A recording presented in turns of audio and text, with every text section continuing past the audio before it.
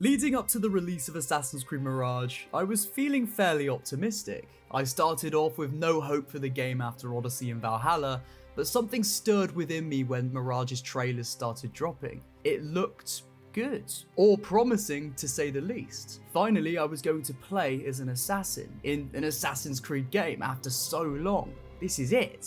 Well, the game released and I was sadly very disappointed. Mirage just didn't seem to understand what it was aiming to do. The game felt like it had two great sequences, the beginning and the end, whilst the rest really did feel like filler content. And I didn't think Mirage's narrative delves deep enough into the philosophy of the Underground War to name a few of the things I didn't like about the game. I made a 1 hour critique and analysis after my 30-something hour playthrough and called it a day. Another bad Assassin's Creed game.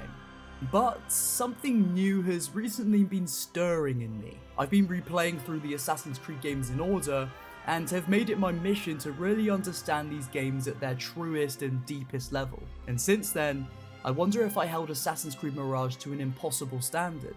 I wonder if I held Mirage to something that felt correct in my head, from memory, but may not have matched reality. And with that, I decided to play Assassin's Creed Mirage 1 year later. However, I'm on a podcast with my co-host Willis Makes Movies, and we're going to be doing a 1 year later of Assassin's Creed Mirage together. The good, the bad, the epic, the fails, and we're just going to see how we feel about it 1 year later. We're going to structure this episode almost like a video essay, but again, it's going to be in podcast conversational format. So we're going to start with our intro, just our thoughts on how we came away from the game playing. We're going to go into narrative, gameplay, worlds, and we'll give our final wrapped up thoughts at the end. So firstly, if you're new to this channel, feel free to subscribe. This is the Podyssey. We do love Assassin's Creed and we talk all things Assassin's Creed. Firstly, I want to ask my co-host, Willis Makes Movies, aka Lewis, when you finished Mirage for the first time, back in the end half or beginning half of 2024, what did you think? Were you happy? Were you sad? Were you frightened? Were you excited? How was it? Well, first of all, I'd like to say what a cracking intro. Oh, thank you so much. The fact that you did all of that off the top of your head. Well, in one no take. Script, no nothing. That was really incredible. That's a great segue. Yeah, Assassin's Creed Mirage was an interesting experience. I've told you this before, but when I first bought the game, I'd pre-ordered it. I got the digital deluxe version with the Sands of what is it? The Prince of Persia stuff. It was Sands of Time themed, yeah. Was it Sands of Time themed? Yeah, that was it. So I got that stuff. I was looking forward to the game. I got the most expensive version of the game that I could, and that's the first time I've ever done that for an Assassin's Creed game. And I was really excited. I was really hyped, and I found myself playing it for a few days. I got past the prologue. I got to Baghdad. I did a bit of open world exploration. I was parkouring around Baghdad, and then I just put the game down. I got bored, and I wasn't really engaged by what the story was offering. And I think I made the right move because I ended up watching some YouTube videos and finding out that there wasn't really much more to the story than what I'd already seen. And it's only when I finally, this was at least a month later after Christmas, I sat down and I thought, right, I'm just going to finish the game. And I rattled it out within a day. And I actually surprisingly really enjoyed the ending of the game. I feel like the lasting impression that it left, made me go, oh, was I sort of being too harsh? Should I have actually just played this all the way through? Because it did get better. And it was similar to Valhalla, a really similar structure to Valhalla, where it gets really boring in the middle, but then it manages to bring it back at the end. And you're like, where was this the whole time? Yeah. And I think, we'll definitely delve deep into why why you may have came out that way feeling like there was a bit of filler in the middle. And we'll get into that. And I think when it comes to my own thoughts on, how I came away after Mirage, I kind of alluded to it in the intro, but yeah, I did feel very much the same. Like the beginning was amazing. Well, the beginning was pretty good, I'll say, actually. Yeah, that's quite strong. Yeah. The ending was pretty good, but the middle, not even the middle, just the rest of the game, there was just something not quite right for me. And again, like I said in the intro, coming away from that, I definitely had a very specific idea of what Assassin's Creed game should be, and how Mirage failed to do that. But upon playing these games, replaying them again, getting them fresh in my mind, I have looked back at Mirage and I thought, was I being too harsh on it? And I think I was in a way. That obviously doesn't negate all of the problems I had with the game, but I'm really interested to, again, take another look with this fresh mindset and see where I was too harsh, where I was on the mark, and also just hear your thoughts as well. So, with that said, I do want to ask you another question. When it comes to, it's been over a year now since Mirage has come out, and it's been quite a few months since we've both finished it. So my question for you is, since you last, finished it for the first time, do you think your opinion has evolved either in a good way or a bad way since then? Or do you feel like, the way you came away from Mirage is still quite the same? That's a good question. I feel like as the months have gone on, when you sort of sit with it for a while and you think about what happens in the game and you think back to some of the earlier stuff, when you play an Assassin's Creed game at launch, you're really excited and you get through that prologue section really quickly. And then it's only really later that you look back and think, oh, well, what actually happened in that prologue? Oh, that's strange. Not to give too many hints there, but I feel like I've come to appreciate more what Mirage was going for, and also really cement the idea that it did not reach that at all. It was a very ambitious game, and yet at the same time, a very scaled back game from what we saw with Valhalla, and that was very exciting to me. And it still is. I'm still glad that they went in the direction they did of making a smaller, more of a throwback to the original Assassin's Creed games. Like, the idea is still a great one. I think the story had a great premise. A lot of great ideas were thrown out throughout the story, but it just sort of didn't come together. And I'm still of the belief that in terms of the Assassin's Creed games, it reaches very high, but it never achieves any of what it's trying to go for, which is a shame. I don't hate the game, but it is one of the most disappointing games in the franchise for me, definitely. Interesting. Well, why don't we just delve into that then? Let's just get into the narrative. Yeah. Let's talk about Basim. Let's talk about the story. Let's really pick it apart and see what they did good, what they did bad, what could have been done better in our opinions. And I'll just start by saying I think the idea of Basim as a character is a really good one. I think in Valhalla, he was really, he was an interesting character. It was an interesting take on who an assassin could be, who a member of this brotherhood could be. It was a spin on it in a way. And it did link. It linked together a lot of what we already knew about Assassin's Creed and loved about it, albeit again in a different way, more tied to Valhalla. So of course you think off the bat, well, an origin story for Basim it's got to be a win, right? How can it fail? Basim is it's proven in Valhalla he was well fleshed out as a character, and there was always this mysterious past. Even as the player, you wondered, how did Basim become Loki? And just a tiny recap for those that don't know or don't remember. Loki is an Isu being, one of the ones who came before in the Assassin's Creed universe, an ancient civilization of powerful people.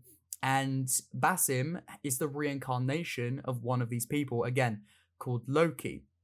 So again, you've got to wonder, how did Basim transition into this being or this personality of Loki? Because he didn't always know that this was his true self, if you want to call it that. So again, Mirage had the foundations to be a really interesting game, like classic Assassin's Creed in gameplay, but again, that different spin on an Assassin's Creed story with the backdrop of a classic Assassin's Creed.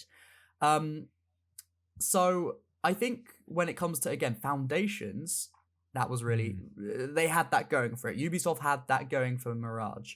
I think when it comes to Basim's character, I just don't think the writing for his character was on the level of Darby McDevitt's, writing in Valhalla.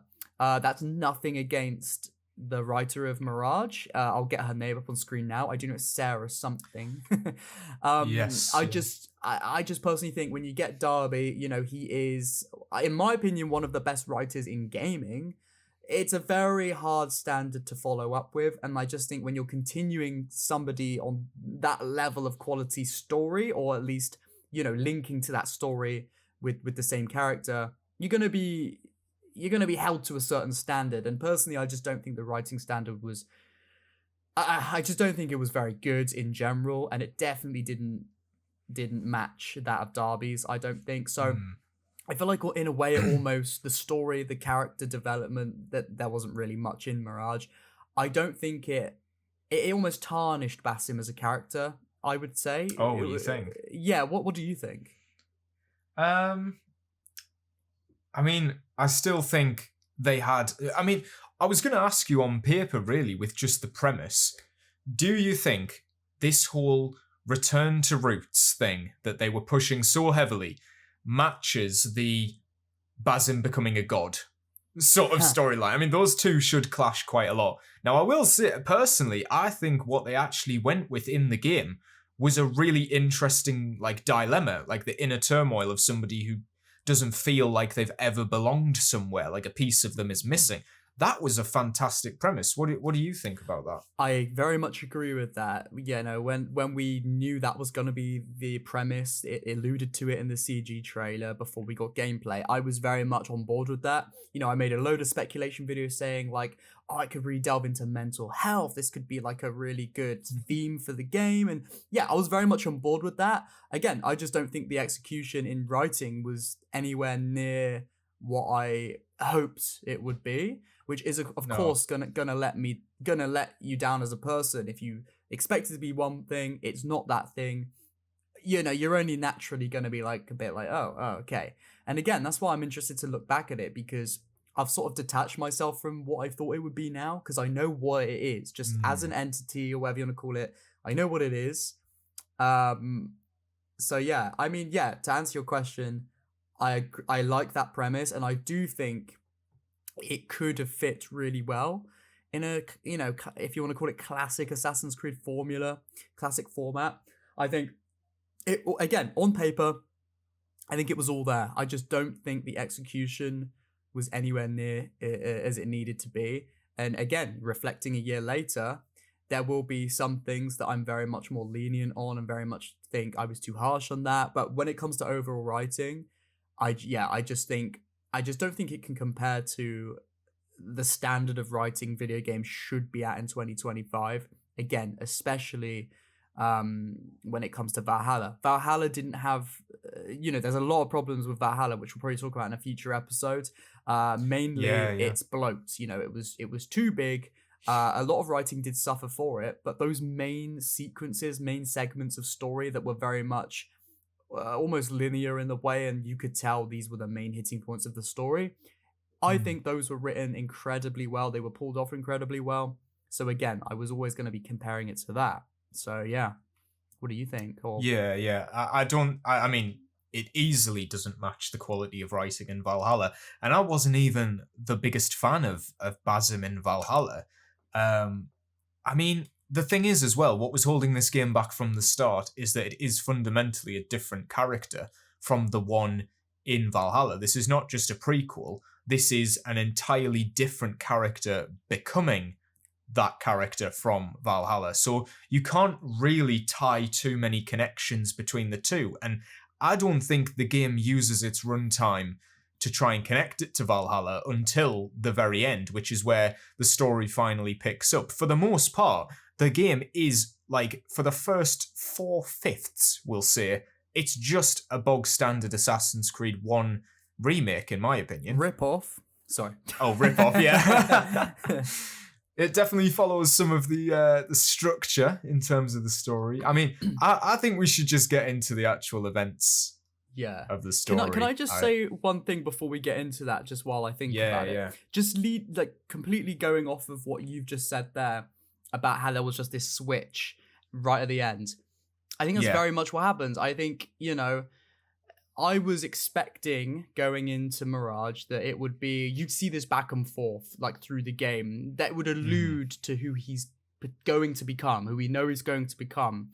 I thought we'd see these flashes of like, maybe evil's not the right word, but like just traits of Loki, like how we know he is in Valhalla. I thought we were going to see flashes of that, snapping back to them being more like Basim, like what have I done type stuff. But no, it's more like we've got this nice, sweet guy called Basim through the whole game.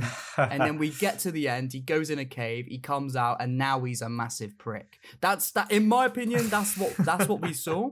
And again, I was very excited to see, again, just a slow, gradual build up with like back and forths. And really, you say that though. Yeah, we do get that, but it's not Basim doing that. Oh, it's yes, Nihal, yes, which is completely. That should not have been a plot twist, because it's only after the fact you go, oh right, so that was still Basim. Yes, who, this character who looks nothing like him and is, throwing these wildly, like, you don't even know that she's meant to be evil until the end. But let's just say one then, anyway, as we've mentioned Nihal as a character now, let's just say it, I'll put a spoilers thing at the beginning of this video anyway. Rip off the band-aid. Yes. Obviously, we know that Nihal, we find out in a twist at the end of the story that Nihal was not actual friend of Basim. It was a projection of the consciousness of Loki, and it was meant to then mirror that duality, I suppose, between Basim and Loki. The issue with it being a twist, though, is that you go through the whole game just thinking, oh, this Nihal's like a bad influence, this and that. And again, like that's good because it shows that side of Loki very like manifested very literally. But the fact that you don't know that almost makes you just go around thinking that Basim has none of this development. Basim is just a nice person.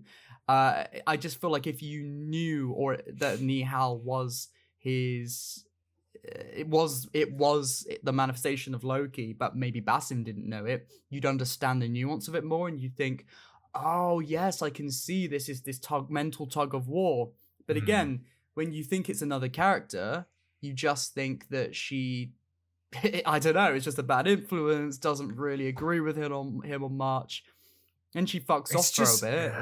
Yeah. I just think, it's just bad writing. It's bad writing to have morally good and morally bad, and then at the end they combine. Yeah. It's like, I mean, I can't really remember too many of their conversations throughout the game. Exactly. But they're not they're not interesting. They're not like moral complexities. They're not trying to debate with each other what they should do. I mean, there is like arguments, but pretty much at the end of the game, Nihal just goes, Basim, look, I can make you whole again. And he's like, oh, okay, I guess I've been missing something. And this is probably it. And and then he comes out and he doesn't even say anything. Yeah. I get what Anyway, sorry. No, it's okay. I understand what, like, I feel like I can see what the writer was trying to go for. It was trying to be symbolic, and it was trying to, again, like, have it be more nuanced and not in your face. But again, I just think the way she did it definitely tarnished the story that she was trying to tell, because one more time, I guess some people could figure out that Nihal was the was the Loki aspect of his mind. But if you don't, I don't know. I just feel like going in, having it more like, all right, okay, I'm not going to ramble. I'm just going to say it how it is, right? If I was to make Mirage, I was to write this story at least, I would just have a genuine sort of back and forth within Basim himself. There's going to be no Nihal. We're going to very much physically see that Basim is very much struggling with himself. And you're probably going to laugh at this, but in Spider-Man 1 with the Green Goblin when he looks in the mirror. Oh. Do you know, have you seen it? Yeah. I'm trying to think of a quote. So Spider-Man. Yeah. But think about it. When Norman, he looks in the mirror and he sees he's talking to himself in that way, and you get that back and forth, that struggle. Norman doesn't want to give in to this really, but Green Goblin is it's such an overpowering sense of self in that regard that it just does take over, and it's the end of him in the end. So I just thought something like that could have been done. It could have been more like that, like you definitely know it's Basim. You see this back and forth, and I'm not saying he should be talking to himself in the mirror like Green Goblin, but I don't know. It's just there's a trick that was missed, I believe. Again, the twist is interesting, but I think having your viewer, reader, player of this story not know that Nihal is the embodiment of Loki right up until the end, again, because you don't know, all of that potential nuance and depth to the character and back and forth just goes over your head because you think that's somebody else. And Basim's just nice, and he's just fighting against this, and like you said, It feels like it's, like, I was thinking as well, the memory corridors are really the opportunity where you have that self-inflection, and, we even see the djinn appear to Basim during the memory corridors, but it's only, like, as a jump scare to make you think that that's Loki, when it's not. It's, like, literally just a subversion. And it's not like, I don't know how familiar you are with, like, the memory corridors in that game, like the actual dialogue in it. Yes, it's poor. There's not one character in that whole thing that actually has a dialogue with Basim. It is like they go, "Oh, you have something hidden inside you. I can see it." Wink, wink. Or they'll like say their story. They'll tell their confession, and then they'll just die. And it's like, well, you don't understand the point of a confession scene. It's to argue the 2 points. It's like, okay, I'm dead now. I've lost. Let me at least try and get the moral high ground over you. Or even show Basim's internal struggle. What if he killed someone and he wants to know why he killed them, but instead Loki keeps taunting him and speaking to him? You know how, like, I'm thinking of Bayek. You know how a lot of Bayek's memory corridors I was just going to say that. They're just like the embodiment of his inner feelings manifesting as the people he's killed. He doesn't actually know anything about them. Like, that's what Loki should have been. And I was going to say as well, they were kind of shot in the foot because I think Valhalla did such a better job of the whole Odin thing, because that is like, okay, you would look to your gods for answers back in the day. So if Odin starts talking to you, you're going to probably believe him. Whereas in this case, it's just his best friend who he can argue and disagree with. Yeah, and you can... It's not the same. Like, it's not the same. It's a worse conflict between the two. And even with Odin, Valhalla is massive and there's not a lot of memory corridors, but when they are there, Odin's there, makes a good point. Some of the memory corridors in that game are very good. Yeah, some of them are really good. That's the thing. I think really it just boils down to bad writing.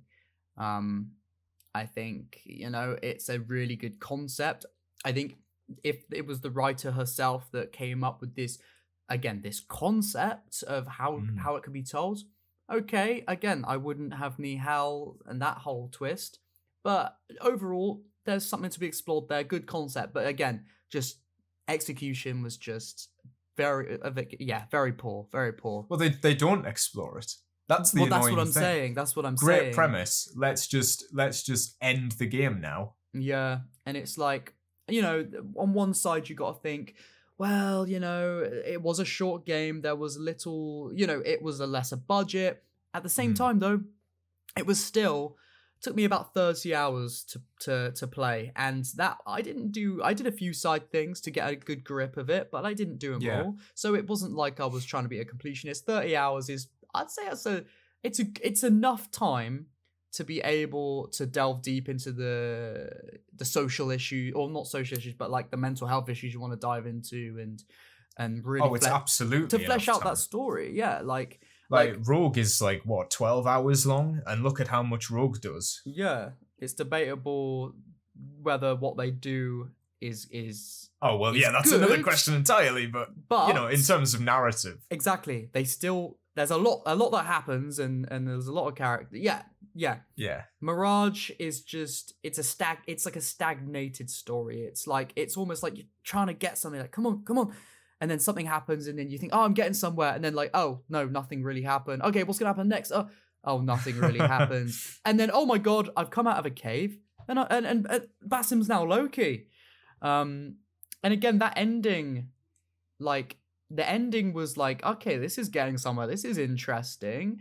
But it just would have been so much better and so much more powerful if the whole of the story focused on more of these. And I think the next thing we could probably touch upon, which is kind of due to narrative, is targets, right? You know, a lot of the targets. Oh, right, yeah. So they had masks, and yes, we saw their faces, and we saw that we knew what their names were, kind of what they were trying to do, but it still felt very faceless to me. Like, it felt like there was no real character to any of these targets. They were just almost husks. They were just these people that were there. They were kind of in Baghdad. They didn't really have too much of a solid goal. At least it wasn't made evident through the game, I didn't think. Obviously, yes, it's control of Baghdad and that sort of thing and power, but I just don't think it was portrayed very well. And like, going back to the memory corridors, like you said, you know, you assassinate a target. If you look back at the older games, I know, well, let's go back and focus on AC1 as a parallel, I think, because they were very much trying to parallel AC1 in their, you know, in the game, in the story, at least. You know, AC1, you assassinate a target, you're set up with the premise that these are objectively bad guys. You kill a target, you talk to this character as it dies. Like you said, they're gonna die, but they want that moral high ground at least before they go, or at least they want to at least impart at least what they think is wisdom. So you've got this back and forth. This leads into character development for Altair. He learns while you learn as the player who these group of characters are, who the Templars are, what they want. You know, the truth is slow. The world is slowly getting pulled away from the players, Desmond's and Altair's eyes. And then you come away from each assassination, learning a little bit more. Yes, you'll have a lot more questions, but again, you'll know more. There'll be more. There's world building because you understand more of why they're in this world, how the world is set up in the way it is. You go back to Masyaf. You talk to the Grand Master of the Assassins, Al-Mualim.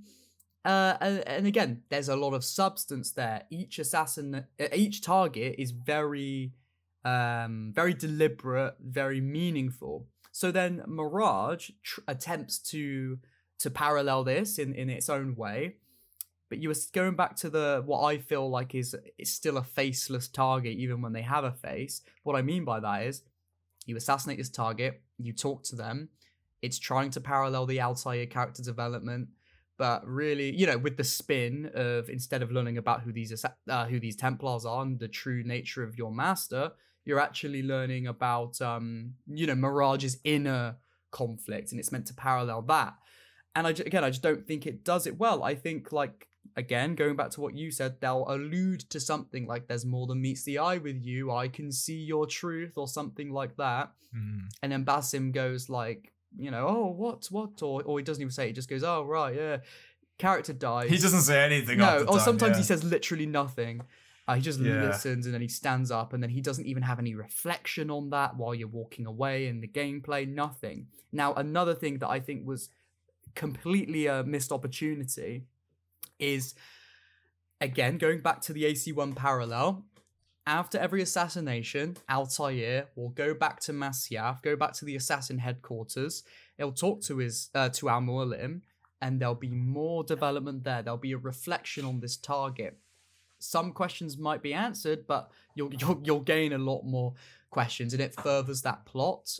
I'm not going to go into detail on what that is here, because, you know, we all know it, or we'll cover it in another video, but something that Mirage should have done, I think, is Roshan was a character that she's not the mentor of the whole Assassin Order, but she was Basim's mentor. She was the one that indoctrinated him into the Brotherhood. He looked up to her, I very much saw it as at the beginning. What would have made so much more sense is you go back to either a bureau in Baghdad or maybe even Alamut Castle. You talk to Roshan. There's that that parallel between Al Mualim and Altair, but now it's with the the guise or the lens of Basim and Roshan, and maybe even she feels like she knows more than she lets on, which is kind of the way it tries to say. So then you've got a back and forth between these characters. These targets are more meaningful.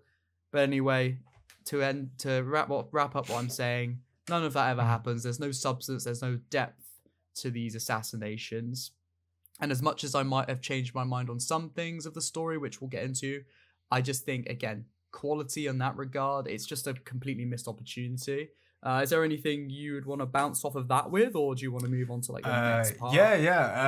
So in regards to the targets, I think, well, they totally missed the mark. They totally missed the mark. I mean, even if we go back to AC1, I usually use AC3 as my example. I'm going to go with AC1. The way that game is structured, you learn about your targets as you go on, because they're not given much screen time. Because what I would say with Assassin's Creed 3 is, okay, you meet these targets in like sequence 2, so you know who they are when you kill them later on. AC1 doesn't have that luxury. You go to the new city and there they are. But as the investigations go on, and as the final assassination sequence goes on, you get to meet the character, you get to learn about them and see what influence they're having on the city, who they are, what kind of morals they have. Look at the doctor fella. Is he called Garnier in I believe AC1? so. I believe so. Yeah. Yeah, like you hear about all these people that are getting, terrible treatments, and then you visit his medical facilities and you see that they're not quite hygienic, and people are being, lopped about all over the place. And so you grow to hate him, and then you kill him, and then he explains to you why he's doing the things he's doing, and you feel like you've had a full 3-dimensional sort of story there. Another example, Sibrand. You hear that this bloke's gone mental. You go to the docks, you see him kill someone, and someone who just looks like an assassin because he's that scared of you, and okay, he's going to hide and run away, and that's what he does. He hides on that ship and he runs away. And it's like, once he's died, he gives an explanation.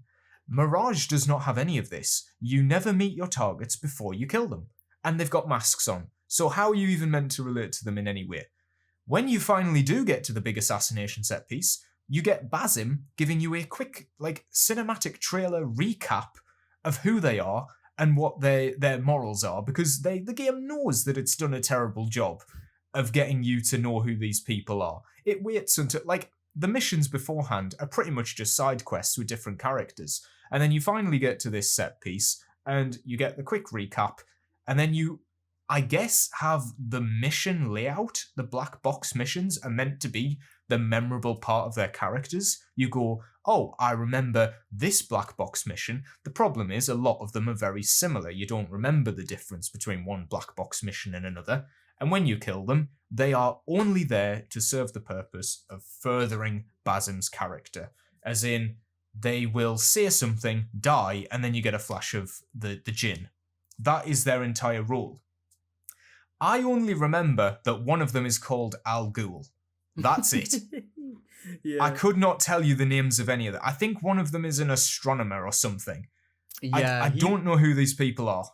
Yeah, that guy was the one who pissed me off the most, because I thought he was going to have a bit more substance to his character, especially when you stand in his contraption powered by Isu Tech, and you're like, okay, this is going somewhere. Maybe we're going to see some sort of true nature of Basim through this contraption. The target's like, what the fuck? And then there's his back and forth. Like, what do you mean? What do you mean? Is he hidden blade up to him? He's like, I need to know.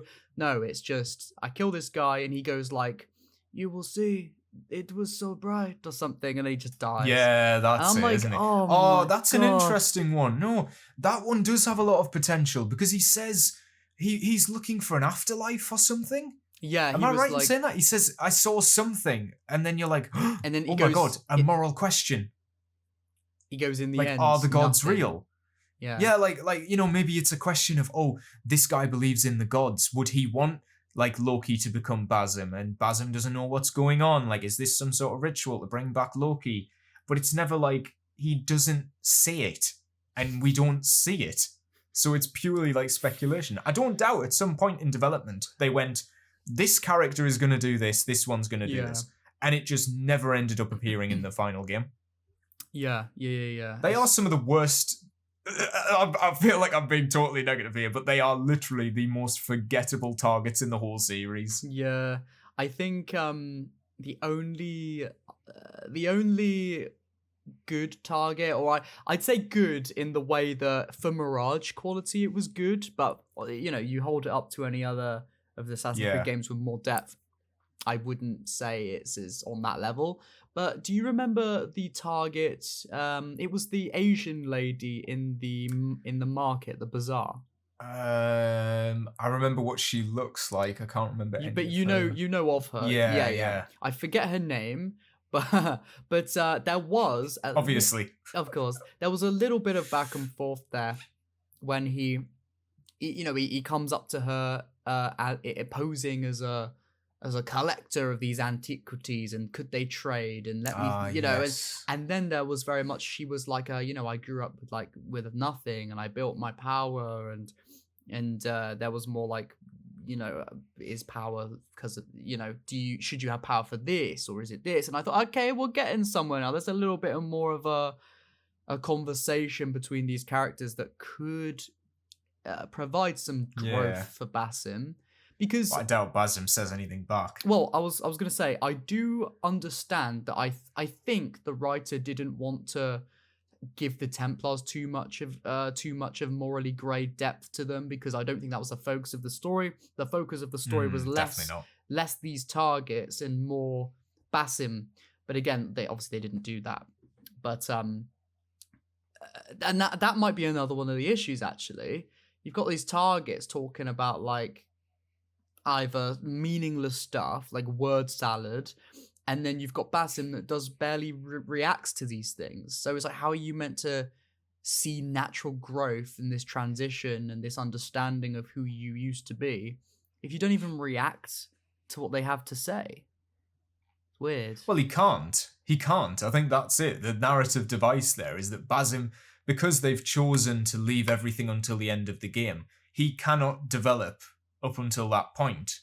So he can't react to any of the things that they're saying, and they can't say anything that would cause him to think differently, because at the end of the game, he has to become Loki. Yeah. It doesn't matter who his character is beforehand. And I think the writers go in with that mindset of, right, we can write this blank slate character as like an assassin, when the point of him, especially more than a lot of other assassins, is that he shouldn't really feel like he cares about the assassins, because he still doesn't find that sense of belonging even when he's with them. Yeah. And again, I think going back to Valhalla, Mirage's story almost tarnishes Valhalla's in the way that, like, when you see Basim in Valhalla, he's transitioned. There are you can sometimes still see little hints of like that Basim, like that person who maybe does have a little bit more compassion, or maybe does still respect the Creed for the values it has.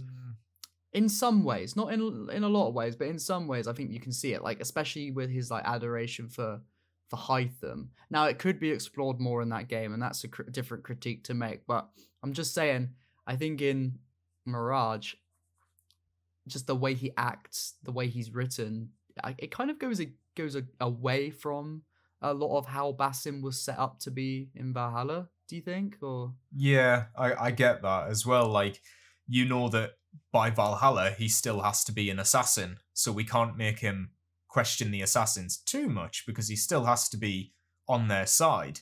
Which, I mean, I would like to segue to talking about the assassins now. Of course. Oh, sorry, the hidden ones. The assassins aren't even in this game. The way I was going to do that is to mention that I think the best target in the game is the one that Basim doesn't want to kill, and then Rosham kills instead. Am I right in saying that's what happens? Because she like starts telling him too much, and then Rosham comes in and game ends her. Is this the one? Is this the part where he's begging to to take this target, and she's like, no, you can. I think, is that it or something? Or like, yeah, because this is what sparks the argument that he wants to go back to Alamut. Because she says something like, oh, it's at Alamut. And he's like, what? And then Rosham kills her to stop her saying anything else. Oh, I remember this. I remember this. Yeah. Yes, she's yeah, and then Basim's like, what the fuck, you know, why did you do that? We need to talk to her. And Roshan's like, no, it's nothing, don't worry about it. That was the moment that the game started to get good again. That is pinpoint. That is the moment I perked up and went, here we go, we're actually gonna do something. Yeah. And that's when the game got great. Well, yeah, and it's like, again, like in a vacuum, the parts of that game is not bad, and I just think, where was that separation? Like with the writing, where was that level of like, okay, I'm gonna do a really cool intro. I'm okay. Oh, this ending's really good, but then where was that? Where was any of that in the rest of the game? Like the whole where are the of assassins? That game is just. It's so weird. I hate it. We meet all of the assassins. We meet our hidden one characters. We've got the mentor guy. We've got the few other people, the bureau leaders, for example, and we've got Rosham. And we only ever see these characters again in like the bureau throughout the game. We just see them talking in the bureau, and I was skipping those cutscenes like crazy. Because I was so bored. They're just standing talking. They're not doing anything. They're not saying anything interesting. So I just skipped through those. I think we need to point out, for those that understandably might not have like played AC1, and they might say, oh yeah, but I've seen an AC1. There's just people in the bureaus that stand and talk there too. There's a very big difference. They're very purposely placed in these bureaus, again, for that story, for that character development.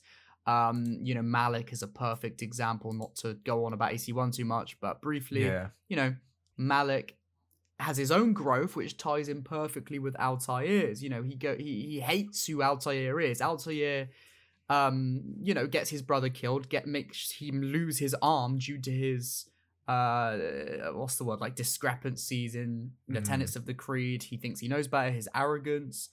And then in the end, he sees the growth of Altair, how he does turn into a wise, humble man. And, you know, he respects him for that. And again, not to ramble about that, but again, what I'm saying is, these characters in these bureaus, yes, they give you your target, but they don't just give you information on your target. They further that plot. They make you feel more connected to what's going on. And again, like what you were saying, Lewis, those characters in the bureaus there, you're skipping all the cutscenes because there's no substance to it. They're not pushing along these characters' narratives. It's just a mimicry of what was there in AC1 without knowing the true meaning behind why they were there, I think. Yeah. Like, I'm not saying that I skipped them because I was, like, impatient. It's because what was happening on screen was, there's nothing. There is nothing happening. There's no development. Which could be due to the non-linear nature of the story, but I'm sure we'll get to that. I just think, Assassin's Creed 1, even though those bureau leaders never left the bureau, they wove that into the narrative. Like, Malik can't leave the bureau because you got him crippled. Like, every time you go and meet him, you do feel a sense of guilt because it's you doing it and not him. Like, you should feel guilty that you dicked about and he has to suffer for it. And by the end of the game, your sort of humbleness towards that grows more as the game goes on, and you gain Malik's affection back. So it feels like there's a reason every time you go back to him to further that development between the two of them. Like a redemption almost. Yeah, exactly. Yeah. And you've got the other two bureau leaders. You've got the guy who's like too young to be a proper assassin, so he just looks up to Altair with undoubted praise. Every time Altair is there, he'll like say, "Oh, you're amazing, like everybody looks up to you." And then the next bureau leader will say, "Oh, nobody trusts you." It's like, I don't know, these characters were interesting even though they didn't leave. But also, it's 2023. those characters probably didn't leave the bureau because they couldn't code the AI to move. Like, in Assassin's Creed Mirage, we have scenes with, like, Ali, where they're out and about and doing things, and they're on horseback and having good conversations.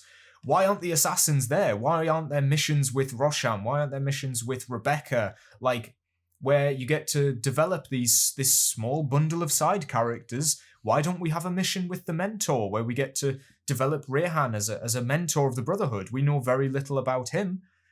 Well, also, we never go back to Alamut, so you don't really get a chance to interact with any of these characters ever again. Yeah. I just feel like the assassins are here. There they are. We can see the roster of characters, and they do nothing.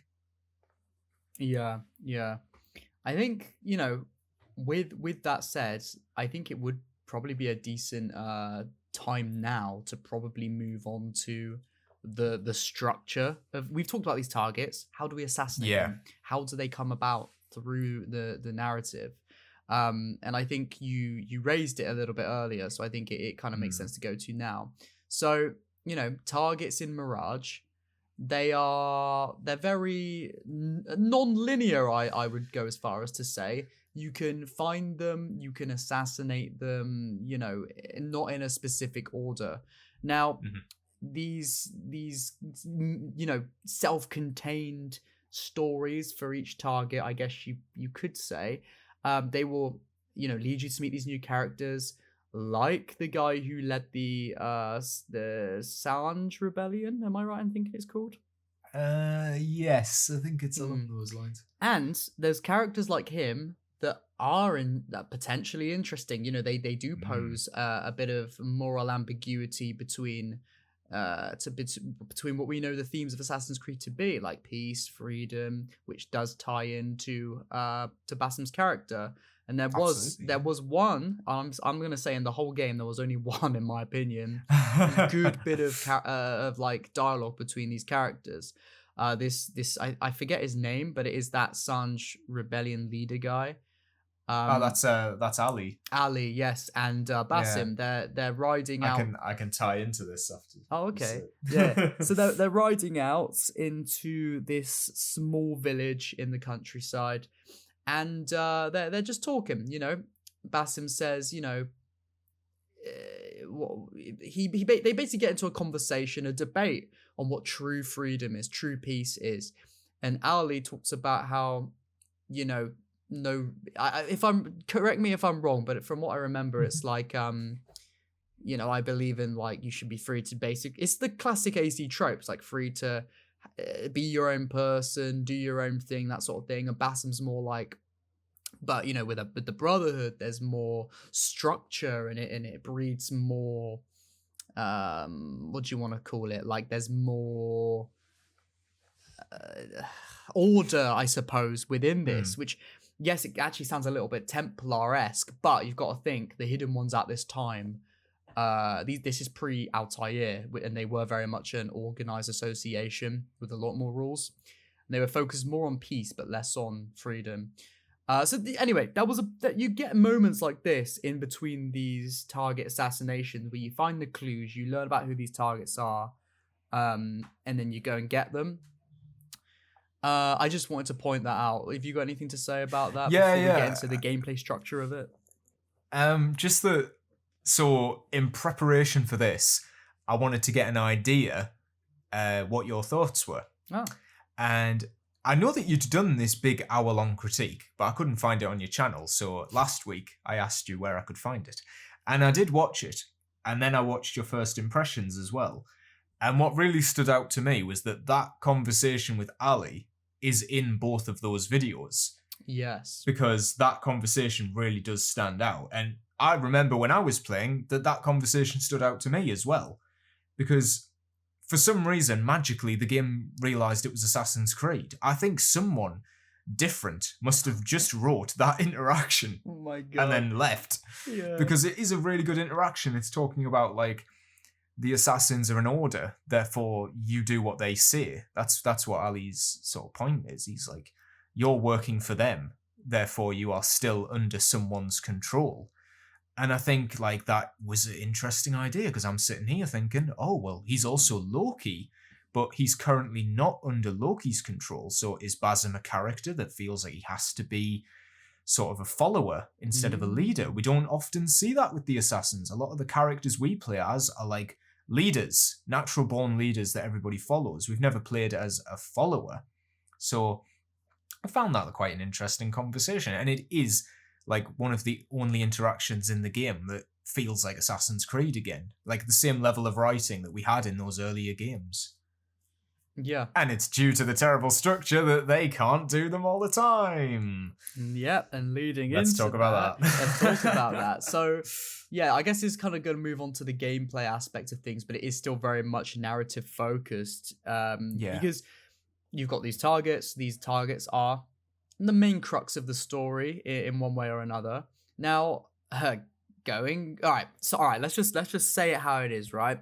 In Mirage, you've got, how many targets have we got? Do you remember off the top of your head? I think there's 5. 5 targets, let's say. I think there's 5. Yeah. We can verify it online in a sec. But you got these targets. You can tackle these targets anytime you want, in any which way, and you can move on to the next one.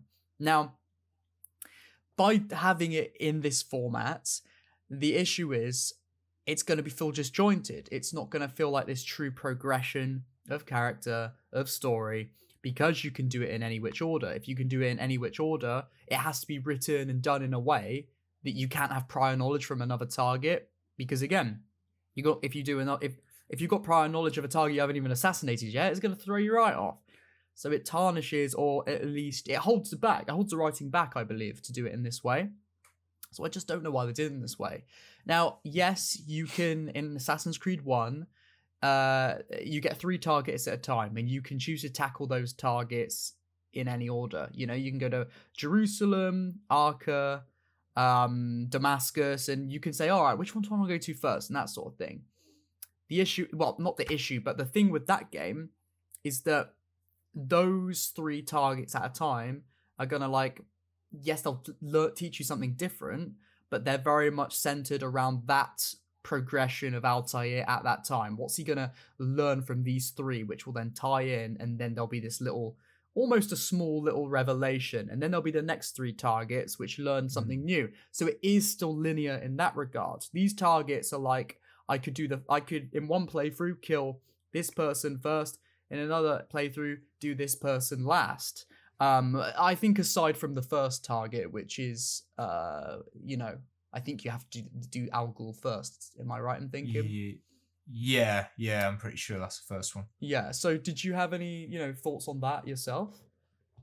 I was just thinking about how much better AC1 did it as you were saying it. They do sort of make it non-linear, but they don't do it like, oh, you can assassinate any of the 9 targets. They're in bunches. They're in bunches of 2, and then when you kill them, you get like the 3 leaders that replace them. And so their whole theme is that they've gone mad with power because they've never had power like this before, and they're abusing it. Either they don't know what they're doing, or they're being evil, killing people, and taking it too far. And it's like, this section of the game is going to be thematically about what happens when you give someone power who never had it before. But with Mirage, there isn't that sense of escalation. I've just checked it there, by the way. There's only 4 targets in the game, which is really not many. There's more than that. Well, it says 4 here. I don't know if it's just counting the non-linear ones, because there is Al Ghul and then maybe the final one. But it's saying there's only 4, which is not enough time to sort of thematically bunch them together. So each one on its own just needs to have some sort of representation. The problem is, it's like, okay, what if you did the story of the guy who seizes power from the previous leader that you've killed? Well, we can't do that because the previous leader you've killed might not have been killed yet. So we can't do that storyline. Like, that is totally null and void now. We need to tell a story that can happen in any order and have no effect on anything outside of it. Which is a problem that, I thought Valhalla had that, but at least Valhalla also moved in waves where you do like 3 of them and then you move on to the next 3. And that's how the story of Valhalla was able to keep progressing, as slowly as it did, but it did still progress. I can't remember any lasting impact that one mission had over another. I don't know. It's like it's a very condensed version of what Valhalla was doing, but it didn't like hone in on the story in that sense. It didn't think, right, we've got less time, let's really make the writing good to make this flow naturally. It did feel like just a really small version of Valhalla with that same ideology going into it. I don't know. It didn't work. No, I think you're right in saying that. There we go. Yeah, and it's like, it's a shame because I would have loved this to have been so good. You know, you get a lot of, when I say you, I mean just like all of us, I'm sure, in general. Yeah. We get a lot of comments saying, you know, oh, you're just a hater, man. Why are you always complaining? It's like, trust me, if I'm talking about something that is like genuinely really good, and I'm gonna hype that shit up. I'm gonna talk about how good it is. But if I'm gonna talk about something that I don't think is good, I'm gonna say it. I'm just gonna be real. I'm gonna say it how it is. And it's just like, as of recent, there's been a lot of Assassin's Creed games that are worthy of a lot of critique. You know, which makes you sound like a hater because you're covering the latest stuff. And again, it's a shame because Mirage could have been a good game. Well, you can say that about any game, can't you? It could have been a good game. Yeah, but, like, yeah. I mean, it just had it had a lot of it had potential. It had a lot of going for it. It just didn't live up to that potential. Again, like I almost feel a bit bad when I talk about the writing being bad because I think of that nice woman's face who was talking in the behind the scenes videos and stuff, and she seemed like she was a really nice person. So it's nothing against her, but it's just perhaps a story like that was maybe not her strong suit, or maybe like her writing skill could have been better utilized somewhere else. I just don't think it just didn't feel organic. It felt forced in a way, but it didn't flow, you know? It was, yeah, I mean, I don't want to say like, oh, you should never write again. No. I know that she has recently left the studio, but I don't know. It is weak. It's weak. The writing is not good in the game. I mean, I get the vision. The vision was a fantastic idea. I imagine at first this was a good idea.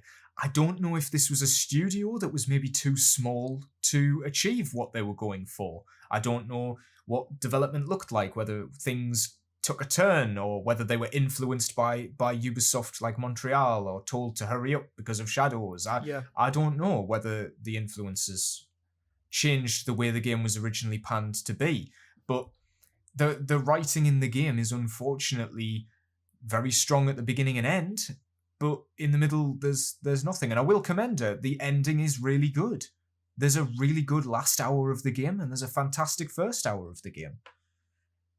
The cinematic trailer still did that first hour better. But anyway, that's a separate point. It's not a bad opening. The game is not a bad opening. It is, I mean, we didn't touch it. I know I'm going back to that, but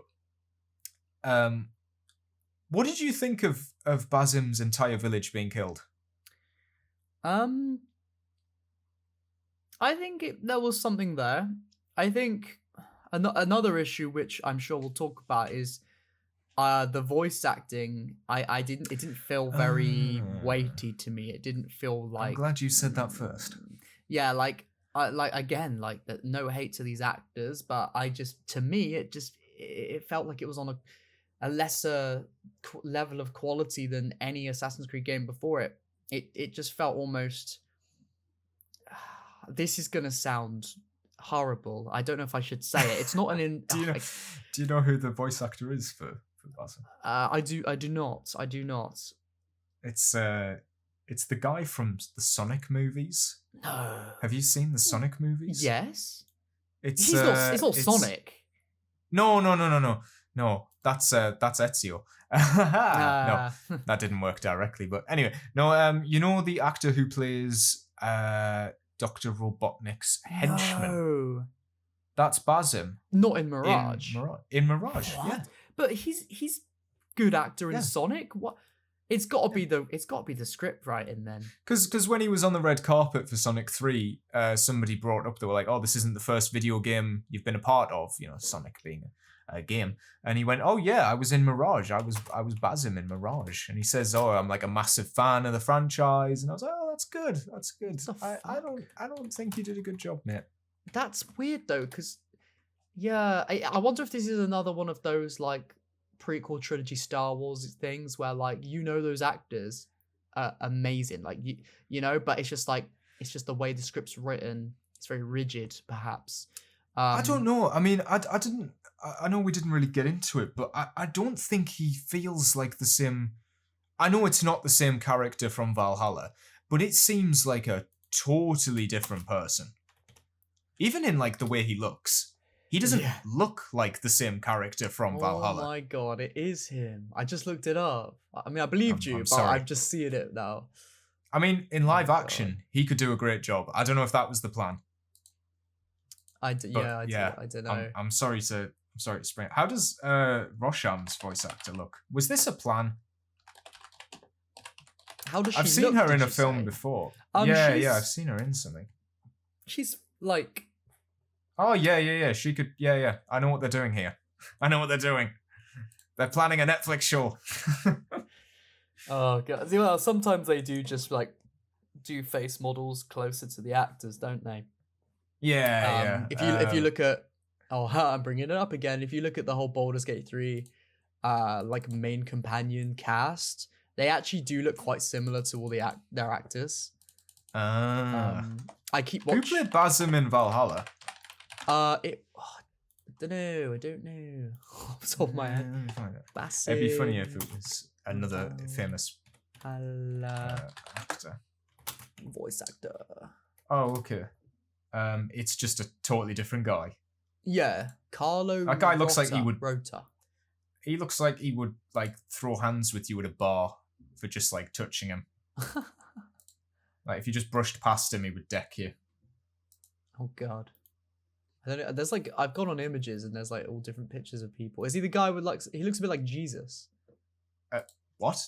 Oh, am I looking at? I thought there's a bald guy. It's a bald guy. Oh, what? This is Carlo. Well, I mean that's what I've googled anyway. I'll put in the he chat. Also plays who Loki. I didn't know he played both of them.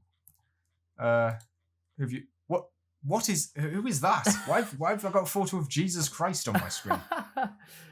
He's just in Google Images when I type in. I'm just gonna send you the screenshot of what I'm saying.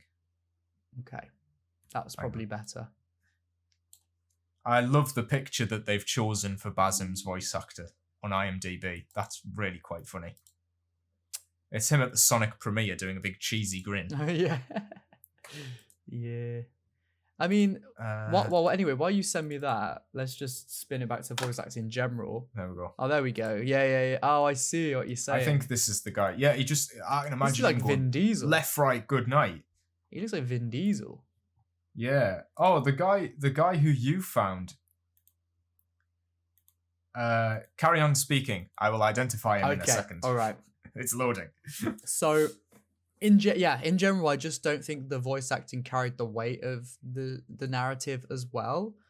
I forget why we brought that up. Like, I forget why we were started talking about because when Basim's entire bunch of orphaned children get killed, which is a really weird way to start the story because it's never brought up again. Well, that's one of those things. If it got brought up again, and it definitely posed some development to his character, some inner reflection, inner turmoil. Like it would have been. Like, I get it. I get it. He needs to have consequences for stealing from the Templars. Do you know what though? It's just cheap. I thought it would have been better. Before that we see just Basim with no confliction, and then this happens, and that's what kicks it all off. I thought that might be quite cool. I mean, I was thinking, like, in my head, how would I have done the opening better? How would I have started the story off strong? And I did have a thought, like, he's meant to idolize the assassins, isn't he? So what if we showed... Well, actually, this is probably going to be a bit long-winded. I was thinking, what if he saw an assassin who had been caught in the street being beaten or killed by one of these Templars, like a bit like how Talil does it in. Is Talil the first target in AC1? The guy who stabs the guy in the middle of the street. I know who you mean. I can't, and then the fountain goes red. Yeah. Yeah. Like I figured, what if we did a little homage and we start the game like that? But he's killing one of the assassins.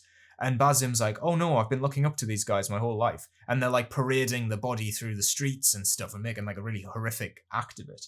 And then after the fact, like Basim goes up and he's like looting the corpse, let's say, because that's what he's used to doing. And he starts to sympathize with the guy, and he maybe, keeps the talisman from that guy as a safekeeping, like a memoir of sorts. And then he finds out, I don't know how, maybe there's a letter or something on the guy's body, and he figures out what the guy was trying to do. He aligns with those beliefs, and he tries to go after the target himself without any assassin training. Ooh. But like the ideology of the assassins, he wants to be like them. And then he gets like caught in the act, and Rosham's like saying, okay, look, you suck at this, like come with us, you got guts, kid. And like I just think that'd be a nicer way of doing the whole he goes to the palace, gets caught, but it's actually because he wanted to do it, not because like Nihal was like, ooh, Basim, ooh. Yeah. Also, it sucks that he already knows about the assassins before the game starts, basically. Yeah, I know what you're saying. It's just like you don't need an explanation of why. They're just like, oh, because they're just always here. But one thing that I think could lead into what you said of that interesting way of getting to the palace is also, imagine, obviously, he's still in this scenario, he's still a thief, and he probably has all these kids in the village. But imagine like it happens that way. But then he goes back to his village, and then his village, is all burnt down and everyone's killed. I can just imagine, right? What we know from real human psychology is that like there can be certain triggers that can cause like, PTSD, that sort of thing, right? So imagine he goes back to his village, the same cutscene plays out, he sees everyone dead, he's like, no, fuck. And then it's such a traumatic moment for him. Something flicks and a switch is flicked in his head. He starts getting this PTSD from his past life, and it's trauma that triggers it. I think that could have been a lot more powerful, and it could also link into like real life, like trauma and stuff. Because from what I understand, like a lot of it can come from like events that are traumatic, like triggers, like things that remind you. Yeah, so I wonder if like that all weaved together could have. And one more thing I forgot to mention. That would also very much parallel the loss of Loki's son. That's what I was gonna say. I was just about to make a joke that he sees a giant dog. Yeah, but like these kids who he's very close with in this village. He sees them all dead. It links back, again, that's another way. That's actually weird that it never triggers that. Exactly. It should have triggered that, which is also like a really big parallel. Which also triggers that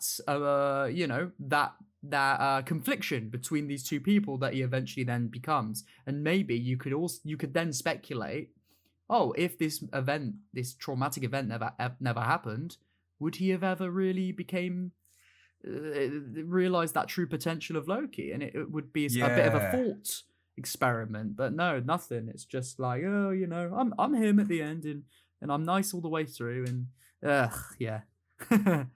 Yeah, I am a big fan of like when people join the assassins because of like the heat of the moment, like they don't think it through. I like the idea that, okay, I'm not a big fan of like Basim's village burning down. It feels like we've kind of, it's not really like relevant. We're gonna get it again in Shadows. A few parallel. Yeah. Sorry, keeping it evergreen. I don't know why I'm like kind of fine with it in Shadows though. But we've played it. We're in the future. We've played it. And Well, we've covered that in our spoiler cast for Shadows. It's the best / worst AC game. But I would like it if, I can picture the imagery, like Basim is sitting in the ashes of his village and just the assassin, in bright white, standing out against the black ash, like walks through the clouds and offers him like that chance. And because he's so emotional, he goes with them because he needs something. He needs a future. So he not reluctantly, sorry, but he looks up to them and he sort of gets like lulled into joining them. And then, I mean, I don't know, because then that sort of sets up him going against the assassins. But I guess they are keeping secrets from him. Like, the assassins have chose him because they know who he is. Yeah. How is that ever explained? Anyway, yeah, I don't know. It could have been better. Also, you know the Jesus actor? Yes. He is Sigurd. Oh, So there you go. Okay. All right. He's also in The why he Witcher. came out. He's in The Witcher? Yeah, he plays a Witcher. I've only seen the first season of The Witcher. Oh, he's in the show? So I don't know. Yeah, he's in the show, sorry. Yeah, he plays... let me see. Is he on? He's also in Hellblade 2. Oh, right. Oh, he's doing it. He's doing stuff, you know. He's out. Yeah, he's out here. Yeah, he plays a guy called Remus. Okay, all right. In the first season of the first season, so I will have actually seen him in that. But anyway, yeah, cool little tangent there. So I am gonna go to the toilet, but when I come back, shall we just properly delve into gameplay now? Like we've talked about targets and the gameplay loop between that. Why don't we talk about parkour? What do you think of that? Oh, okay. I mean, yeah, like to wrap up narrative, you know, I do think going back to what I thought in my intro, I was too harsh on it in some ways because I had in my mind when I was playing it when it came out that, you know, every Assassin's Creed game up till like Revelations and 3 and Black Flag, they all really focus on that nuance of Templars and Assassins and the grey area between what is good and bad. But then going back and replaying like the Ezio trilogy and stuff, like AC1 obviously really does it. Assassin's Creed 2 though, Assassin's Creed 2 is regarded one of the best AC games, and I personally regard it as one of my favorite AC games.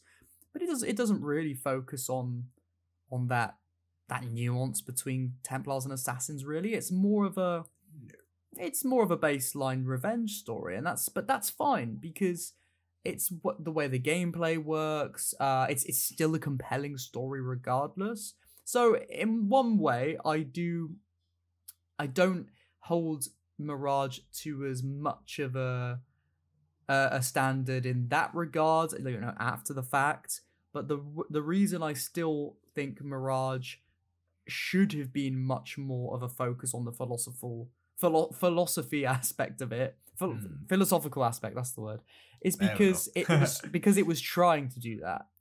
AC2 didn't try to do it, so it was fine. But Mirage tried to do it and failed. So I think that's why.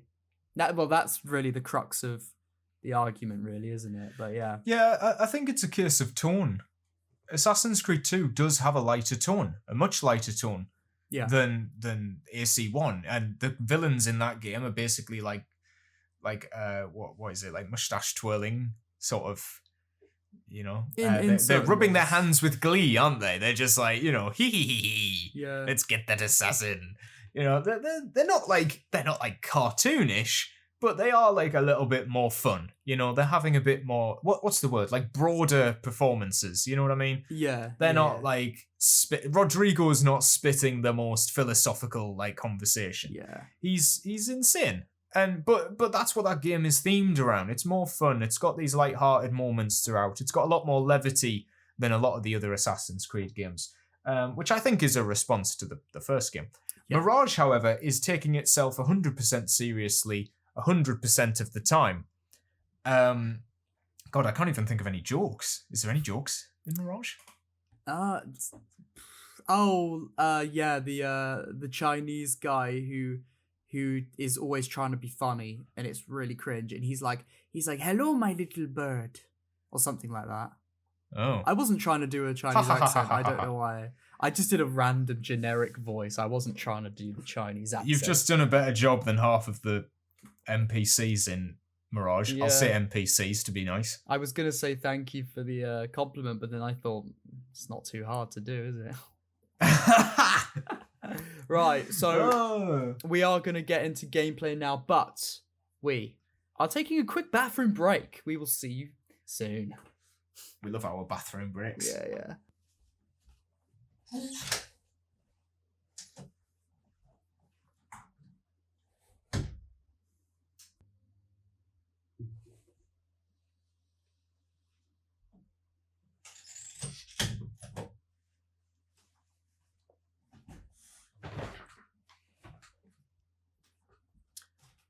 Hello.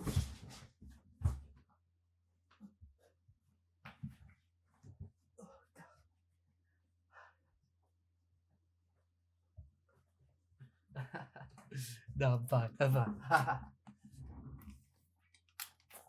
Hello. Okay, we're back from the bathroom. We have returned. Now, let's talk about parkour. So, parkour in Assassin's Creed Mirage, it was definitely a step up from the likes of Odyssey, Origins, and Valhalla. Don't know why I said them out of order like that, but you get the point. It was never going to be on the level of depth of like the Ezio games, even games like Black Flag or even Unity. You know, it's never going to be on that level just based or due to the fact that this was originally going to be a DLC for Valhalla.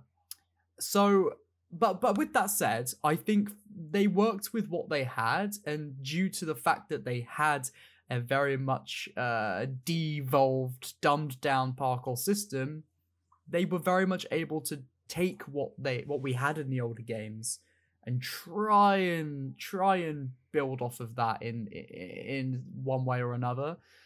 So, you know, it's a step up from the last 3 RPG games, and it still can feel floaty. It still can have trouble when, you know, back ejecting, side ejecting.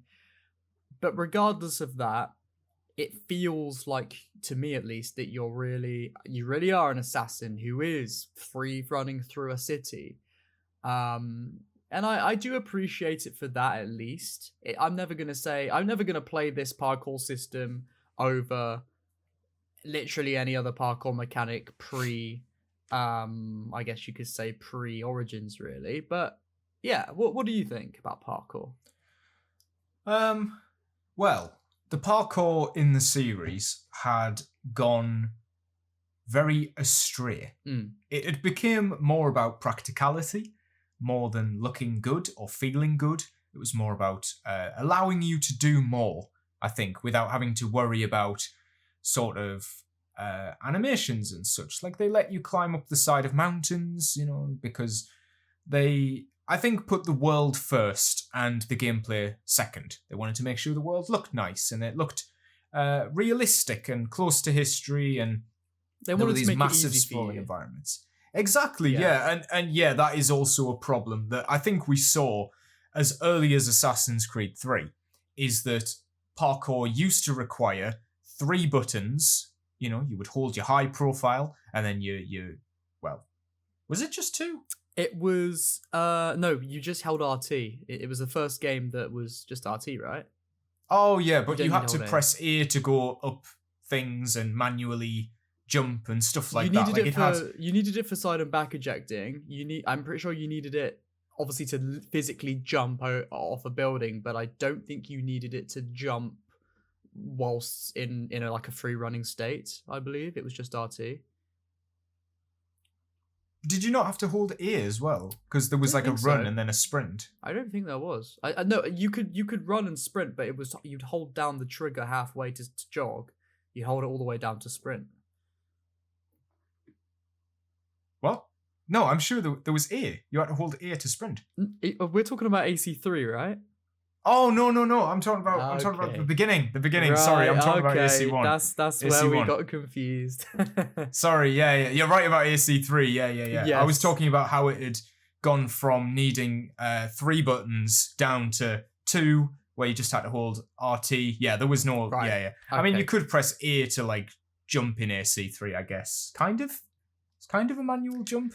You could do yeah, manual I know what you jump, mean.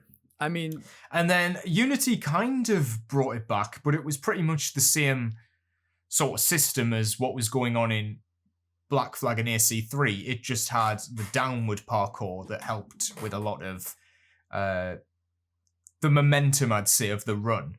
And then you get to Origins, and I replayed a bit of Origins the other day to get gameplay for the outfits. and that has ruined the evergreenness of this content. I'm actually still making an Origins video. Whenever you're watching this, I'm making an Origins video. The parkour in that game is by far the worst thing I've ever seen, because the environment is not designed for you to parkour in. Where I think actually like Odyssey and even Valhalla like massively improves on it, because Origins I don't think is designed for parkour at all, and it feels really awkward to do in that open world. And it's funny, I was on a live stream the other day, and I was in Forley in AC2. And an observation I made is that Forley is very flat outside of the big city. It's very flat. And no matter how good AC2's parkour is, if that is your world design, it's going to suck. You're not going to be able to utilize the mechanics properly. And I think that is to some extent the problem that Odyssey and Valhalla had, was that the worlds weren't designed for that kind of parkour, and we kind of saw it a bit with the York and London areas, but for the most part, it didn't feel like the world was designed for parkour. The biggest step up that Mirage made was that it designed the entire open world of Baghdad, well, not the wilderness section, but the actual city of Baghdad. All of it is designed for parkour. You look at it, and it doesn't look like it's been designed for like 100% historical accuracy.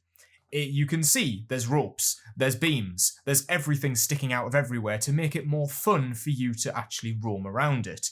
Now, when the game launched, there was a lot of restrictions still in place to sort of lead you down very linear paths. They wanted you to always take sort of the same routes to get to a particular location, and they didn't want you to break it up or sort of break the game by steering off that path. Now, thankfully, we did get that mid-game patch, that update that broke the game just a little bit and gave us the options to do more side ejects, more back ejects, and it reintroduced some of that freedom that we'd seen in the earlier games. Yeah. And that made a world of difference for me. I felt like the second that update came out and I played it, I just naturally found myself enjoying the game more. And now it is a game that I will go back to and I will free roam around in, because I finally find it fun. Can I? What do you think? Well, just to point out, again, I'm sure people gathered from what you said, but for the people that have not played this game or don't know,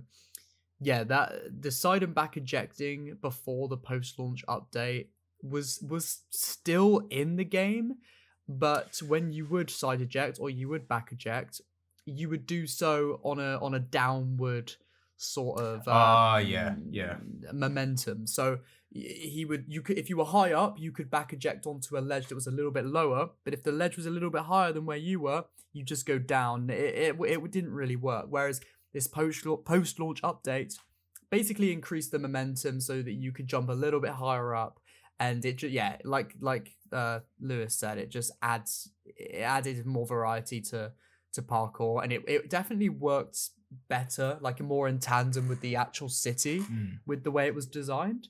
It's funny because it was obviously originally a mod that somebody made, and then they basically took inspiration from that mod, did the same thing, but made it official, which is nice to see that they are actually looking, listening, seeing what people wanted. I really appreciated that. I felt like that was something that only a smaller studio could have done as well. I don't think the big Montreal and Quebec would have ever done something like that. Yeah, it's one of those, it's like a quality of life change that like everyone wanted. But yeah, you're right, like all too often you see things that can be fixed. But to be fair, saying that though, Valhalla did add things that people wanted, like always having your hood up, stuff like that. So you never know. But I know what you're saying. But yeah, like to again bounce off of what you've said. You know, you've laid out what happened with parkour and how we got there for Mirage, and yeah, I think you got it spot on. Really, that's how Mirage's parkour plays in the way it does. You're correct. I think Baghdad is built very much in the mindset of, okay, how are we going to make this almost like a little bit of a playground for parkour, and at least in the way that the mechanic will work for it. And I think they did a pretty decent job. I think, we'll talk about the open worlds, soon. We'll get to that. But just briefly, like, I think the way it's designed, it does work in tandem with parkour. That being said, there is a big area of Assassin's Creed Mirage's map that is literally just empty world space.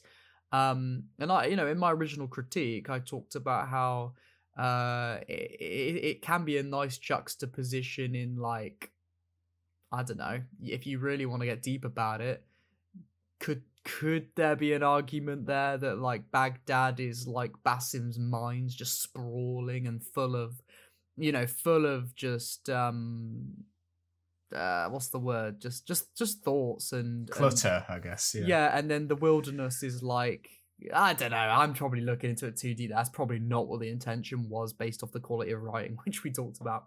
But I talked about in the critique about how the wilderness was just a dead, empty space with pretty much nothing in. You can run in a straight line for ages. You won't deviate off that path because there's going to be nothing there. And it's just something that I think it was just put in there for the sake of it. Like, it was probably the higher ups of Ubisoft. Like, look, you got to add this big area. People like the countryside, add it in. And they were like, are you sure? Because, Baghdad's big. Yeah, no, we want this space. And then they did it. It might have been something like that. I feel like, yeah. But that, regardless of how it was put in the game, it was put in the game and it was empty. And it does, I got a lot of comments on my critique saying, or just in videos in general, I talked about Mirage saying, like, I get what you're saying about the wilderness, but I just love to have, like, a beautiful, serene desert to just stroll through at night and get lost in. And it's the same sort of vibe people get when they say they like ancient Greece and Odyssey and stuff. And as I've played games, I kind of have an understanding of that.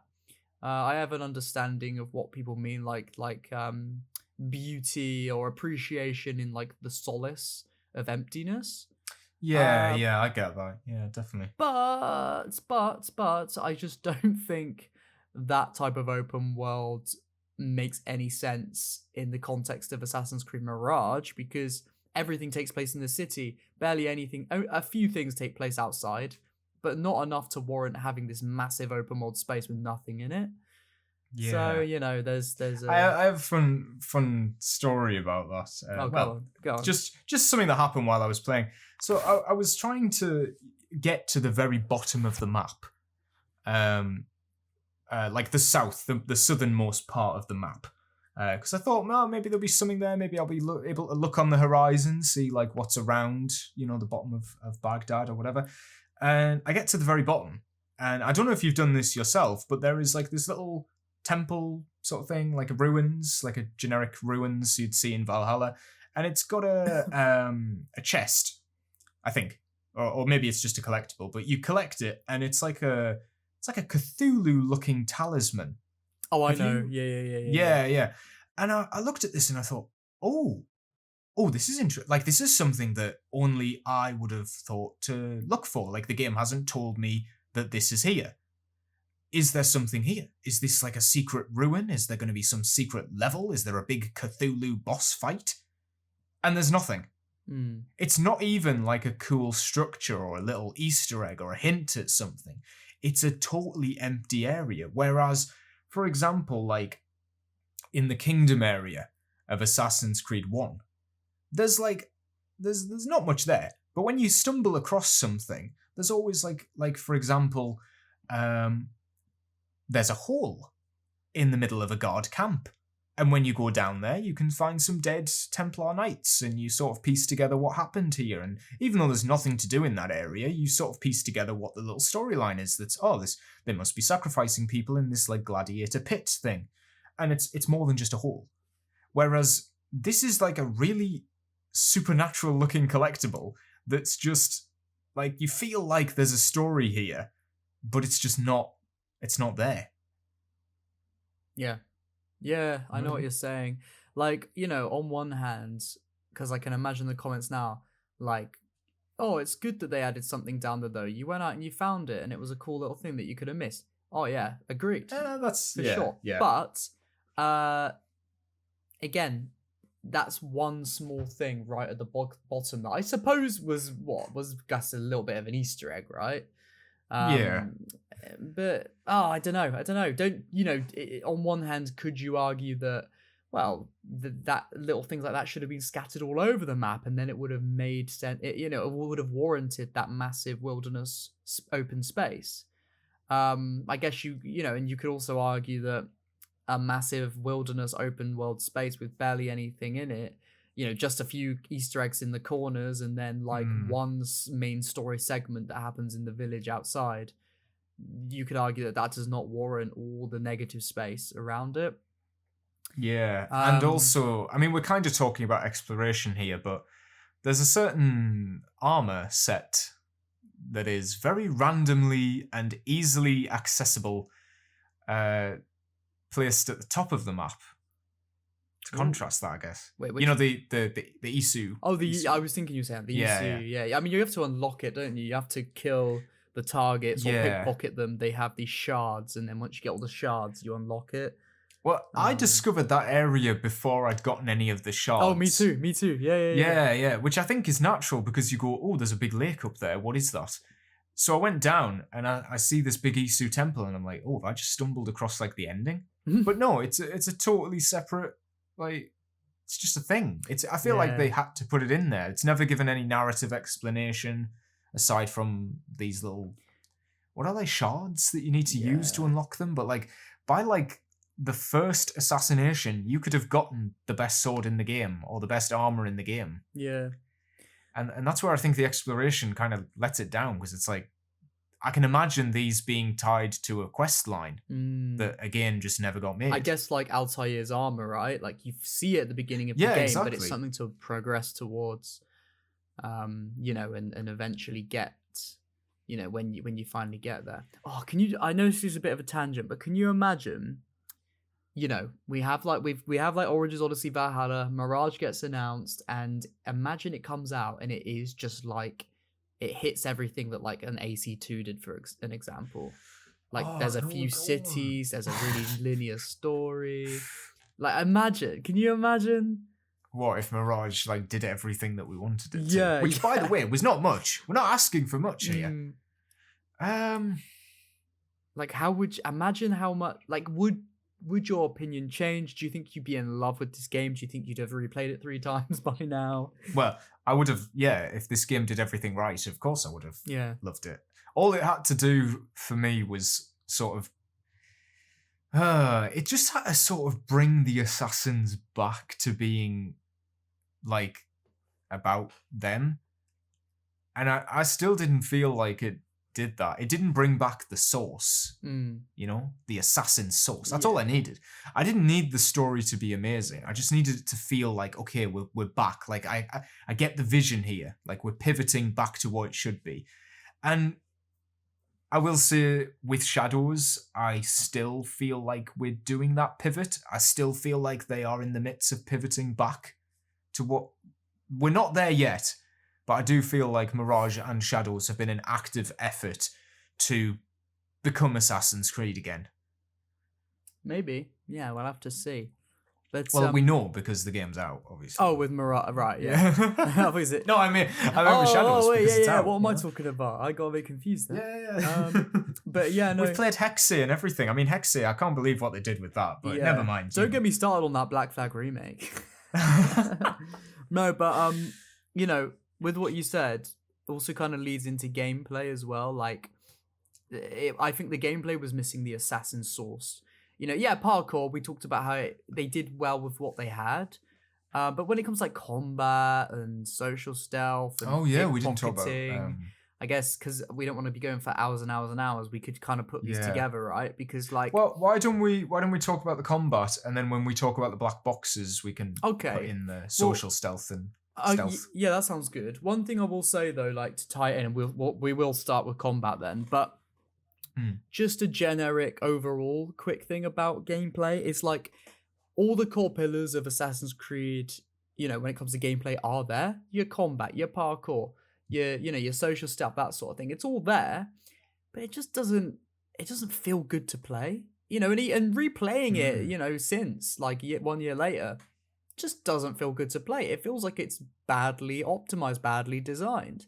You look at the combat, they made out that combat would be a massive challenge before the game came out. They said, yeah, Bastion will die in a few hits because we want to incentivize stealth. And I'm like, well, that's good. That makes sense. I understand that.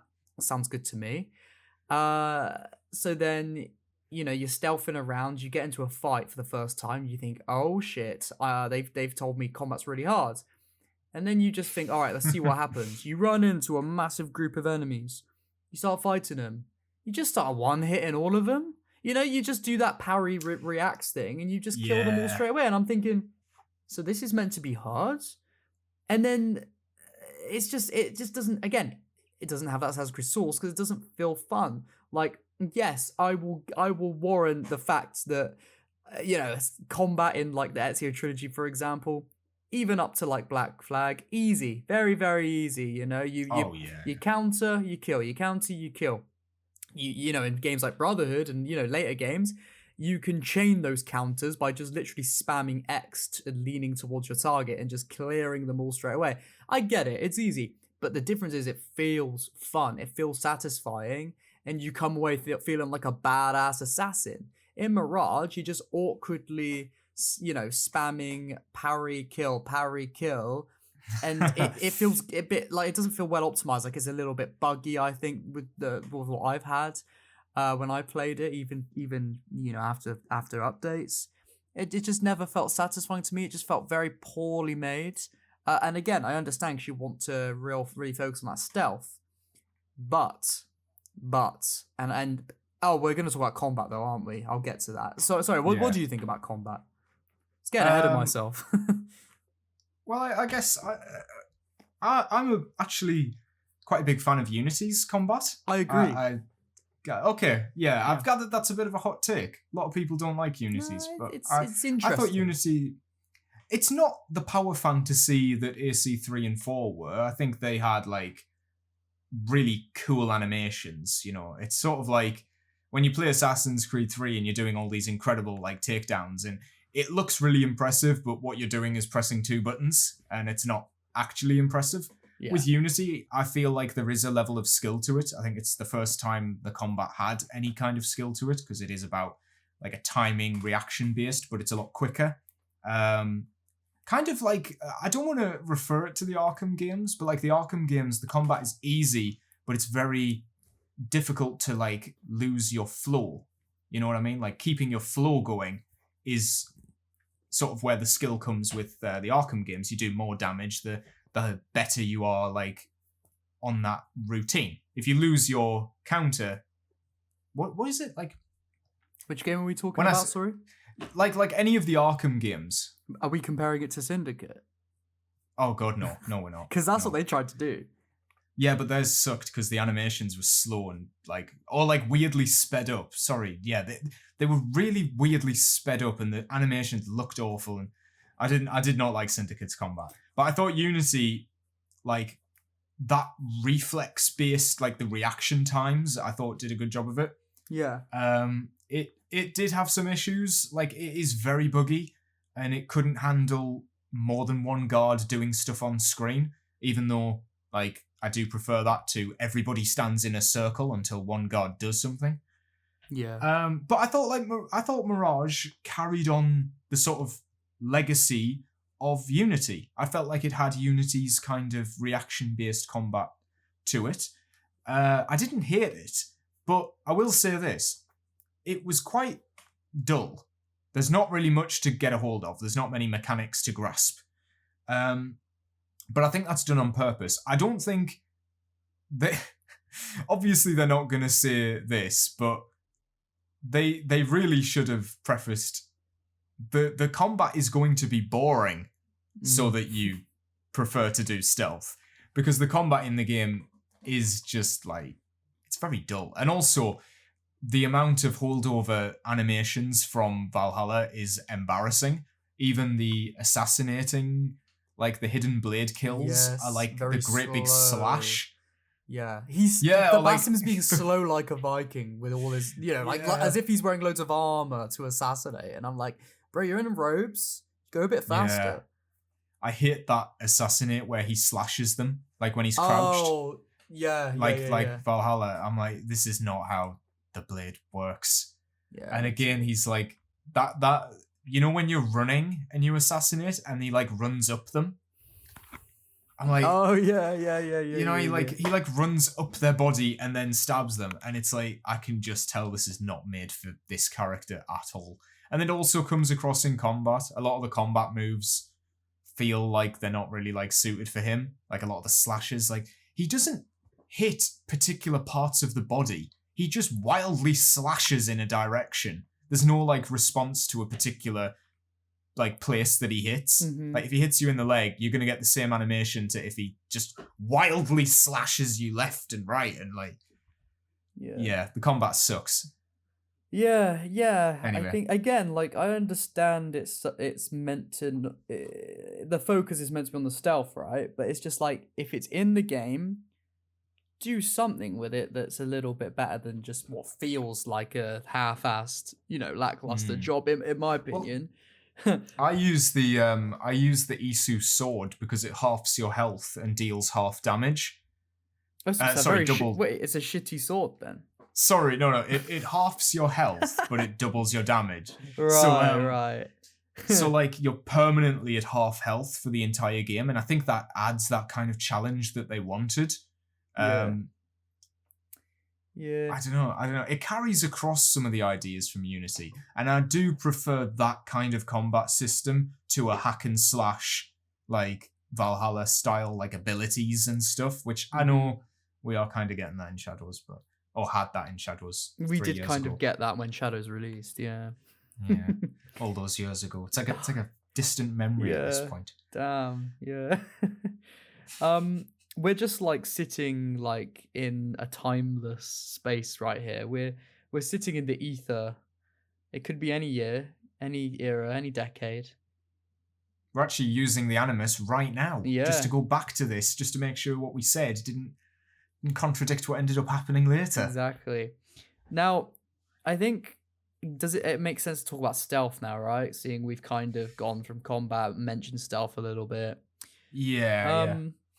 Well, I mean, what did you think when it came to stealth? I guess we're going to probably end up mentioning social stealth in this as well, because these are two different ways of blending in, right? Two different ways of hiding from a target. So, what was your thoughts with Mirage when it came to stealth and social stealth, and how they may have worked together or been counteractive to one another? You can see the social stealth at the forefront of like the first mission, like the Al Ghul one where you go into the prison. Yeah. There's like a whole section. I feel like the black box missions are trying to push you into a social stealth scenario, but then they're not like, they don't work. I don't think, like in the earlier games, the characters that you blend in with are moving in a direction you want to be in. Whereas a lot of the ones in Mirage are just sort of stood still, and you're blending through cover just to get to a different area. I don't know. I didn't really know the social stealth was there half of the time. I didn't go, oh, social stealth's back. It was just sort of there. But I did really appreciate the black box missions coming back. I'm a big fan of like the new Hitman trilogy. I'm a big fan of those games. So because they are like big black box missions, so seeing something on a smaller scale with Assassin's Creed, I really enjoyed that in Unity. I liked when they dumbed it down a bit in Syndicate, but I enjoyed it in Syndicate. I think those were the best parts of those games, gameplay-wise. Yeah. And in Mirage, unfortunately, they do all feel very similar, like we said in the story part, because they don't really have like much narrative through line to them. You don't feel like the map is like unlocking as you like get keys off this enemy or speak to this person, stuff like that. You don't really get that impression. You feel like there's one linear path to get the mission done. So in a way, it's like kind of defeats the point of what a black box mission was meant to be. Yeah, I mean, yeah, agreed with you on that. I think for me, when it comes to, just stealth in the game in general, and then leading into what you kind of moved on to, but yeah, I just think for me, this is very specific, this is very much personal to what I like in Assassin's Creed, and a lot of people that prefer the newer games will probably disagree, but for me, I just I'm always going to prefer social stealth in an AC game. It's more what I think works well with the fantasy of being an assassin. You know, it's what made the game stand out originally, and I think it's something that should, in my opinion, be carried on. Now, I think social stealth and stealth in general counteract each other. I think it's nice to be able to have the option, I suppose, but I just feel like social stealth is in the game, but not in the game enough to be able to use it as a viable, like, variation of stealth. It's very much, you can use it in some areas, but mostly we're gonna force you into actual stealth. And again, it's like if we have these two options, we'll make it a valid option rather than make it a gimmick to call back to the old AC games, is what I felt to me. And so that's kind of how I felt going in, like, well, at least when I first played the game, and I played it again since, and I definitely still stand on that. It's like, you're teasing me. You're holding a carrot in front of my face, you know, with the with social stealth. And I don't hate classic stealth at all. I like it in lots of games. I like stealth in general, so it's fine. But again, in Assassin's Creed, in that medium, I just think it has always worked better with social. So I just don't think social stealth wasn't really in the world enough. Like, you couldn't really blend with crowds in the open world unless you were in the market, the bazaar. Because there weren't enough NPCs sort of traveling around. The streets were way too wide. And I think, like, when it comes to black box missions, the layout of a lot of black box missions didn't really allow for social stealth, bar the Al Ghul one, which was literally made with a big crowd in the middle, which obviously you could use social stealth there to your advantage in some areas. And then the market assassination, you could kind of use social stealth to get to the target, and then you could try and use social stealth to escape. However, when the guards were after you in that market afterwards, it was just, I think you had to just run out, because it was just too much. They're after you, they found you, you can't really get around a corner enough because there's too many guards within that area that you can then disappear, hide in the crowd, and escape. So what I'm saying is, social stealth wasn't utilized enough. I'm glad it was there, wasn't utilized enough. Traditional stealth, with the crouching, it's nothing new in Assassin's Creed now. It was very much the same as it was in Valhalla, Origins, and Odyssey. I don't know. I think, again, like, for what it is, it's fine. It's more the layout of the black box missions, like you said. It's more the layout of the level design of these that I think tarnish stealth.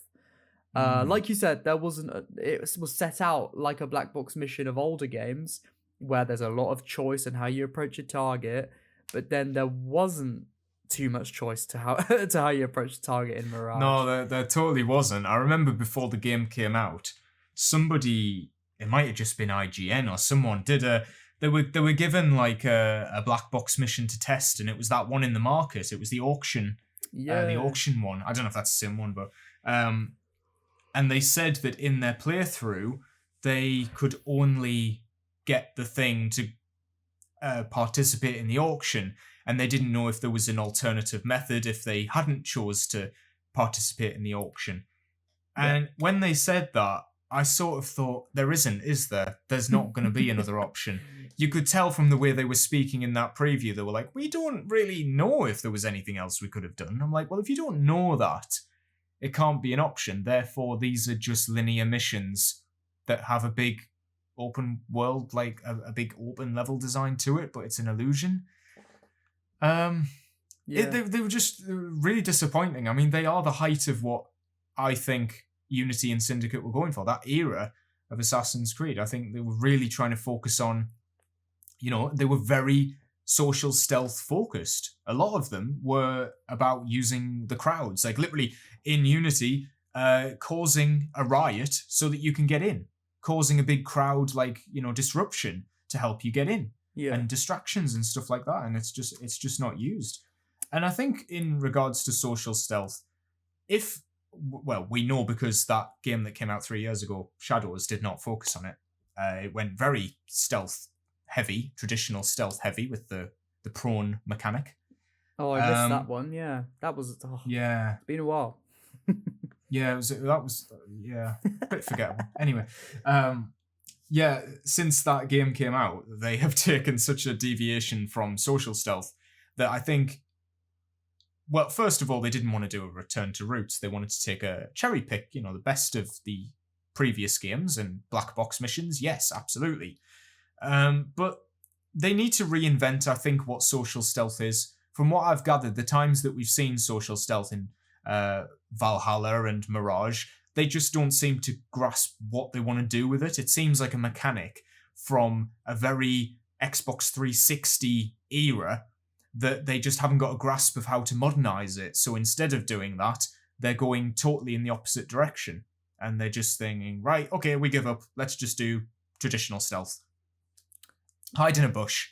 I feel like Mirage's stealth and pretty much all of its gameplay, it feels like a cadaver. Now, what I mean by that is, again, going back to like Unity, Syndicate, this was like when it comes to like the variety in gameplay, how you approach targets and how you just play the game in general, the most, I would say, like Unity and Syndicate had the most variety, Yeah. Again, with gameplay approach. So, and then you've got the RPG games that went a completely different route. I feel like Mirage is that in between, even though it came later, it feels like that in between Charles, that like it is like the love child of like Unity and Syndicate, and then like Odyssey and Valhalla, and then what comes out is just like a homunculus in a jar. Yeah. You know what's funny? I always see those like I think even just YouTube shorts where they're like showing the evolution of walking animations in Assassin's Creed, and I'm like, oh yeah, okay. And you see like Bayek going through the sand dunes, and then you see Basim going through the sand dunes, and you're like, Origins looks so much better compared to Mirage. Yeah, Mirage feels like it's. Can you not reuse those animations from Origins? Yeah, or just like the sand moving over the dunes and like the color a lot more vibrant. And I just feel like, I don't know. I mean, I know that's down to art direction. Also, yeah. Origins had literal mirages, and Mirage didn't. Oh yeah. I forgot about those. I know it's a symbolic play on words for Mirage, but still.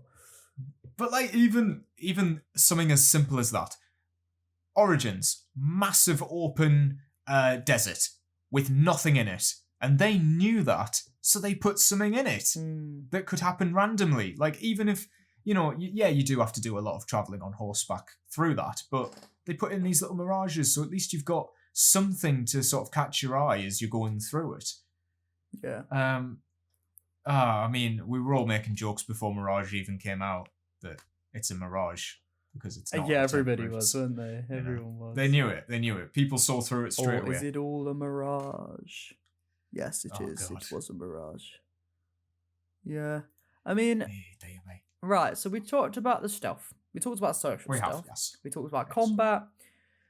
Do you want to briefly touch upon, like just pickpocketing? I think. obviously, we have to talk about the assassin focus. Of course, we do. Of course. How could we forget? Well, let's briefly. No, pickpocketing. What do we have to say about it before we get to the teleportation? I like that pickpocketing is part of Basim's character because he's a thief. Yeah. If the prologue was good it was good, but it could have been better because it doesn't really establish Basim as like a thief. You don't get an idea if he's good at it or not. So the mechanics actually do a lot of the heavy lifting there because you get to see pickpocketing and how difficult it is for him to do it through that mechanic. So it is a nice reminder that, this character was a thief. Outside of that, pickpocketing has been in the games since the first one, so it is just sort of there. Tries to call back to AC1 again, doesn't it? In the way it's presented to you, the mechanic. It's a lot bloody easier. Yeah. AC1 is a pain. I mean, I'm as just purely as a mechanic, I don't hate the pickpocketing. I think it does the job.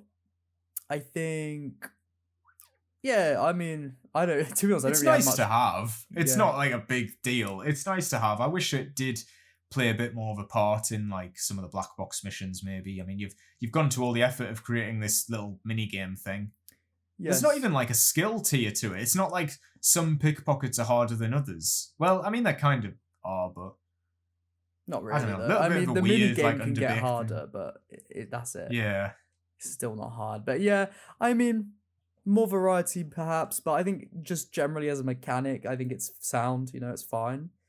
Yeah. Can I gotta say something real quick, like to you, off air. Well, it can be. In Oh, the right. edit. Okay. Let me click the. Yeah. I'm no, it can be left in. I'm just saying this is to you. I think I'm gonna have to like. I know we've got more to talk about, and we will, but I think I can. The shop next door closes, and I think I'm gonna have to quickly run to the shop to get something to eat because I haven't really had any proper dinner yet. But then I'll come back and we can still finish the episode. I just think if we keep, I think it's gonna close soon, and I won't be able to. Yeah. Is that okay? Yeah. I'll only be 5 minutes. Is that all right? Yeah, that's fine. Cool. That's absolutely All right. fine. Sorry about that. Just realised the No, time. that's all right. So. Do you want me to just keep recording? Are you gonna keep recording or? Yeah. Fuck it. I'll just keep recording. Just keeps it easier. I'm literally gonna be less than 10 minutes. 5 minutes probably. Okay. Cool. Yeah, that's fine. All right. Thanks for that. All right. I'll speak to you in a minute. No worries. All right. You've started your side quest now. Yeah. Right, well, Mr. Exile in the editing room is probably wondering what Willis is going to do for the next 5 minutes. And he's probably going to leave this part in, knowing him. So, what are we going to do for the next 5 minutes? I don't know. Like, these are the best. This is the best. This is the worst. Best worst. Best worst. What would be the best? It was alright. It was alright. It was alright. Two shorts. Look, the assassin focus technique is one that few can master. Okay, it's a very rare skill to have. One that we've only ever seen once in the games. Somebody who can run so fast and kill so efficiently that the Animus can't keep up with them. That person is Anthony Allen. That's the joke. That's the joke. Who's Anthony Allen? He's the launch guy. Well, I didn't understand that joke. Well, so he's the only one who can do it. Yeah, but who is he? But he's the launch guy. Yeah, but what does that mean? He's the guy who says launch. Yeah, but where? Is this? Well, this is real. allow me to explain. Yes, please. Okay, you may not know this, but in Assassin's Creed Mirage, if you hold down a particular button... Oh, I know that. I know that. Well, now I'm confused, because I thought you were just doing a bit to get me to explain... No. What? Who the fuck is Anthony Allen, bro? I'm going to say this again. It's the launch guy. What does that mean? The launch... You know what I mean? The launch guy. You don't know what the... We're talking about Assassin Focus. I know, but who is Anthony Allen? What? What do you mean? What do you mean? He's the launch guy. He's the launch guy. He's the guy who says launch. He's the guy who says launch. Is he a YouTuber? Yes, he's the guy who goes... Okay, he's a YouTuber, okay. Oh my goodness. I've never heard of him. He sounds like a wrestler. Golly goodness. Or an author. Just. Is he an AC YouTuber? He's the guy who says, like, launch? Like... Yeah, but what does that mean? What does that mean? Please leave this in. He's the guy who goes, right, he does the assassin focus, and he goes, 1, 2, 3, 4, launch! I'm typing him in. Anthony... No way, you don't know who What's it his is. name? You know who it is. Anthony Allen. You've seen... Anthony His short has Johnson. 12 million views. No, Anthony Allen. Anthony Allen. Go on his shorts and then go on popular. Oh, this guy. I've seen Oh, this there we guy. go. Yeah. I was going to say 12, 13 million views. There's no way. There's no way you haven't seen. He is the guy who does the Assassin's Creed Mirage I'm gonna watch one. focus things. Because he makes them look so, like, he makes them look really difficult to do. Right, He takes them super duper seriously. Oh my god, yeah. He's doing I'm overlaying it right now. You've never seen this. Oh, you must have seen him. You must have seen him. Make that selection, Basim. Make that He's the selection, launch guy. Basim. One. Oh my god, the music. Wait, so Two. when you've watched my video 3. where I go for a assassin focus piss. Ready, Basim? This is the guy that I'm imitating Launch. at the beginning. I'm doing an imitation No of him. way. Oh, he's Yeah, I'm gonna not do it, just he's gonna do it. genuinely into it. He's gonna launch. Of course he's gonna launch. He always launches. He's the launch guy. What? Did you not know? Do you just think that What I the was doing fuck? that? Yeah. Wait, this I has can't take 100 such credit. likes. How many views has it got? That shit was funny as hell. It has. He's done loads of them. There's like at least 50 of these Oh, videos he's only got of him just doing 2,000 them. views. I think bro fell off. Well, yeah, I don't think he does it anymore. But if you go by popular, Did bro used his to top be... one has 13 million. So this guy used to be the biggest AC Shorts YouTuber. Yeah, this is your Oh my competition. God. Oh my god! Wow, he seems like a funny It's guy. it's but mental.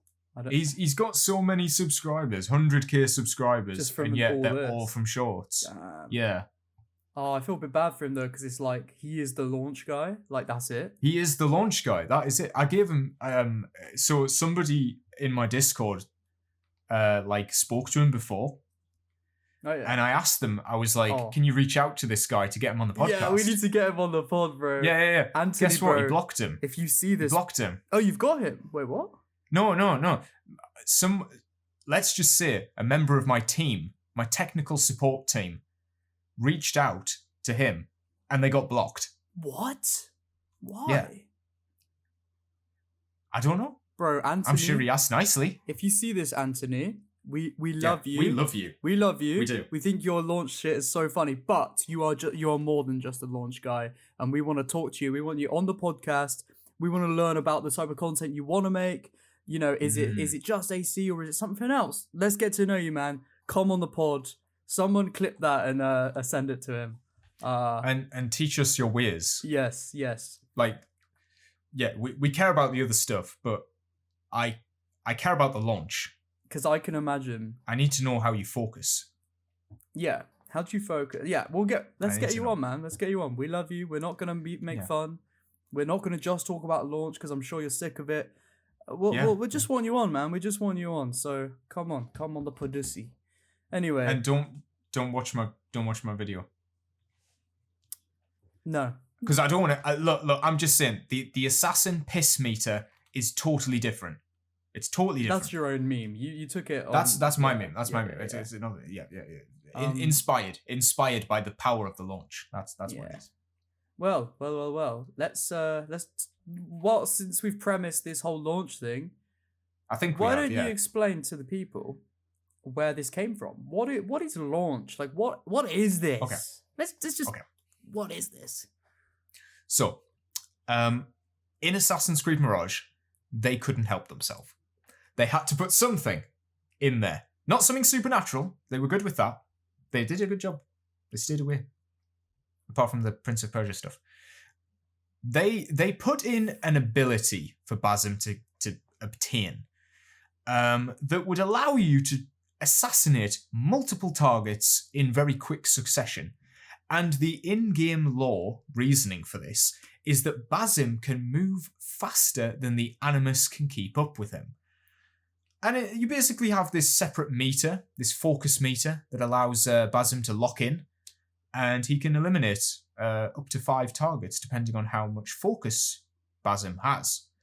It's a very overpowered mechanic, and it also is very interesting because it implies that Basim is physically the fastest assassin in the series. What do you think of that mechanic? What do you think of the focus? I think it sucks. It sucks. Oh. Now I'll tell you why. I'll tell you why.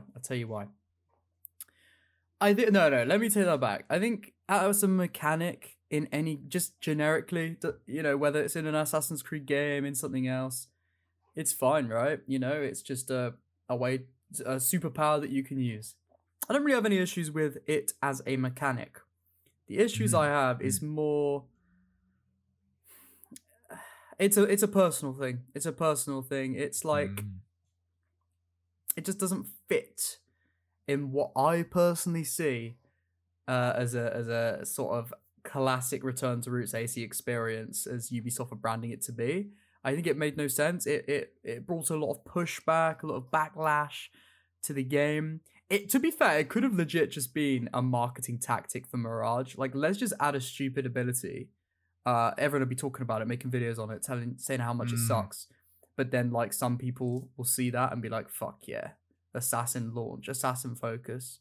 Like Anthony, like our bro Anthony, he loves that shit. Yeah. So, and that stuff went viral. That was probably good for the game, let's be honest. Oh yeah, nothing else from Mirage is going to get 13 million views. Yeah, exactly. I bet not even their own trailer has that. I'm going to test this now. How much does the cinematic trailer?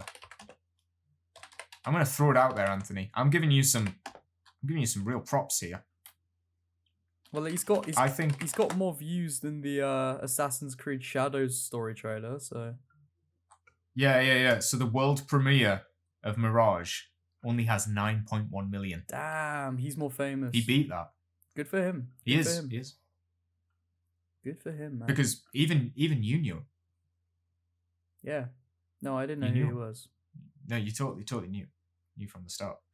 I just thought it was you being a weirdo, mate. Oh. But well, I mean, I guess it's partly true, but yeah, I was gonna say not too far off. Yeah.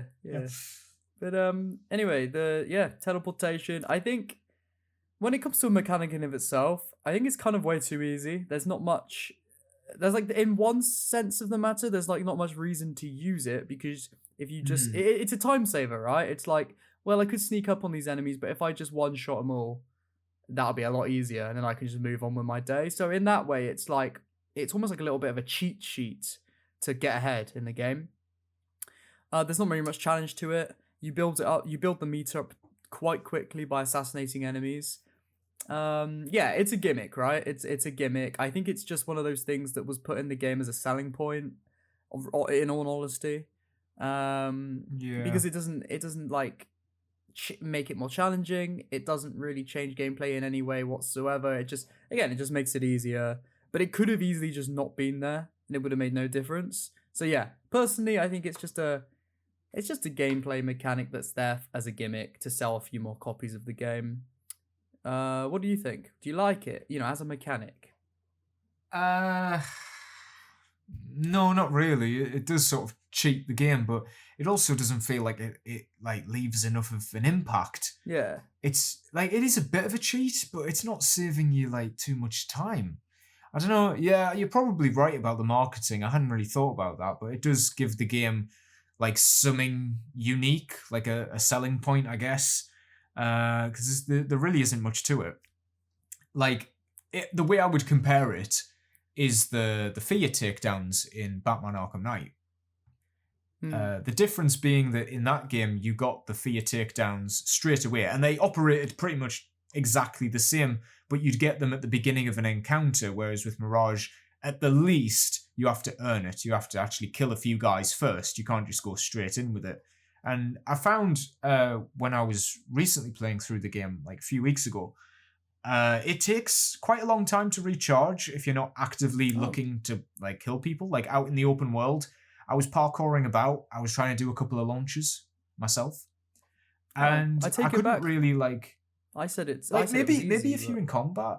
Yeah. Maybe if you're in combat like regularly, like if it's a black box mission, maybe. Yeah, you get it a few in that times, regard, but I think it's easier. Yeah. If you've got a lot of enemies around you, but it's not something that you're going to be popping off often if you're just free roaming around. But because of that, like, I don't think it's like it's not very good. Like, I would rather, if you're going to do something as bold as, the implications in the law, you may as well make it a proper part of the game and not just something that can be easily forgotten about.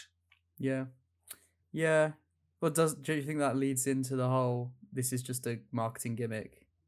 Yeah, definitely. It's not. I mean, Basim is not the fastest assassin. It's not the most egregious, thing that Mirage has done. Far from it. No. It's one of those things where it's like, can I hate on it too much? No, not really. It's just there. It exists. I think that's kind of why we didn't even mean to, but we naturally left it till last, probably because it is the least egregious thing in the game. It's like, yeah, whatever, Yeah, it's a thing. It's there. Yeah. Some people could like it. Some people. Some people could like it. We've seen proof. 13 million people like it. Yeah. I suppose it is like one of these fun little things that you can do. A bit like some of the abilities in Odyssey. Spartan kicking someone is admittedly very fun on the top of a cliff. And I think it lends into that sort of like little power fantasy. Let's just have a little power trip for a few seconds. Yeah. Honestly, that's really all I have to say about teleportation. Which is strange because you'd think just saying that it is quite a major thing. Like, oh yeah, just casually you can teleport, but somehow they made it quite uneventful. I have more of an issue with the people that say it's not teleportation. It's actually the Basim is too fast for the animals to keep up with. Stop calling it teleportation. But it's like, no, I get. I said this in my critique, to be fair. But like, you get. I get what you're saying. I get where you're coming from. But like I said in the critique, the people in the Ubisoft offices one day were not just like, oh, let's come up with this special animus trick. No, they were like, let's add this mechanic, which is going to be where Basim can teleport to an enemy. So as a mechanic, it is teleportation, regardless of any lore implications to to pretty that mechanic up or whatever. Yeah, it's not even done in like a realistic way. Like you can jump off a ledge that would kill him. You can do like a treacherous jump and he'll still teleport to somebody that's like not within reach. Like it's not something he could feasibly do. Yeah. Like you could be below an enemy and still be able to get to him. Yeah, like free falling or something. Yeah, like it's not. I don't know. It's. We're probably putting more thought into it than they did. I think we really are. I think we are. Well, I mean, other than that, I think we've pretty much covered everything. Unless there's something I missed, you can let me know. But should we, what's your final verdict? 1 year later, Assassin's Creed Mirage. Obviously, I do believe what it seems to be that a lot of what we thought about the game is just more solidified as time goes on. But that's interesting as in of itself, because it's like it can go so many ways, and I think when you have that sort of post game clarity, 1 year later, you can start to think, okay, well, I wasn't crazy for thinking that, or okay, yeah, that does make more sense and stuff. And I think it's been good to reflect again after a year. I don't think I could reflect on it again for a whole year again now. Yeah, it's not a game that particularly has much of a like a narrative in the sense of outside of the game. Like it got a couple of updates post-launch. They did a couple of bug fixes. They added in this parkour thing, a couple of gear packs, but even then, they were gear packs at launch. There was like maybe 5 packs, and they just left it at that. They didn't add anything new. They did a new game plus. They did all the stuff that a game typically does these days, but we didn't see any major expansions. We didn't see like the game have much of a lifespan. It sort of just came and went. It did. Very one and done in its own way. Yeah. Unless, but we don't know that yet. Well, we'll see. Well, we're in the future, but we this is vanilla Mirage. Yeah. We're not covering any of the gear packs or anything. No, like that. Or anything more than what could be that. No, this is just Mirage. Yeah. In its initial state. In its initial state 1 year later. Yeah. Overall, though. Well, actually, in the last episode, we covered the possibility of future Tales of Baghdad. Let's say. Yeah. So, if you want to hear our thoughts on that, check out the previous episode. Yeah. But I think overall, I think Mirage, again, it's like pretty much like the teleportation. It's there. It exists. Okay. I'm moving on now. It's like It's like, it's not the worst thing to come out of the series. It's not the worst game to be made ever, but it's definitely not the best. You know, it's mid, right? What do you think? Yeah, I think it's a bit of a what is it, like a consequence of when it came out. I think it's just unfortunate that a game that was sort of posed as a return to the roots came out now, or like in 2023. I think it was the wrong era to sort of try and harken back, because it had a lot of pitfalls. It was sort of burdened by the mechanics and the engine that it was built on and stuff, and we can already see with the game coming after that you know it was anyway. Pretty much just filler. Yeah. I view it as filler, unfortunately. Yeah, I see it the same way, to be honest. And you know, for those of you watching that, you know, love Mirage, don't see us you know, critiquing it as a way for you to not like it. You know, if you love it, then that's good, because the more people that like something, the better, right? And if you've got a good experience with that, then that's great. There's a lot of, you know, I love Starfield. Everyone hates that, so I get how it is. But yeah, you know, this is just, again, when you're making stuff on content online, you got to be real. You know, you got to stick true to your thoughts, your feelings, and you know, personally, the XL and Willis Makes Movies are not massive fans of Mirage.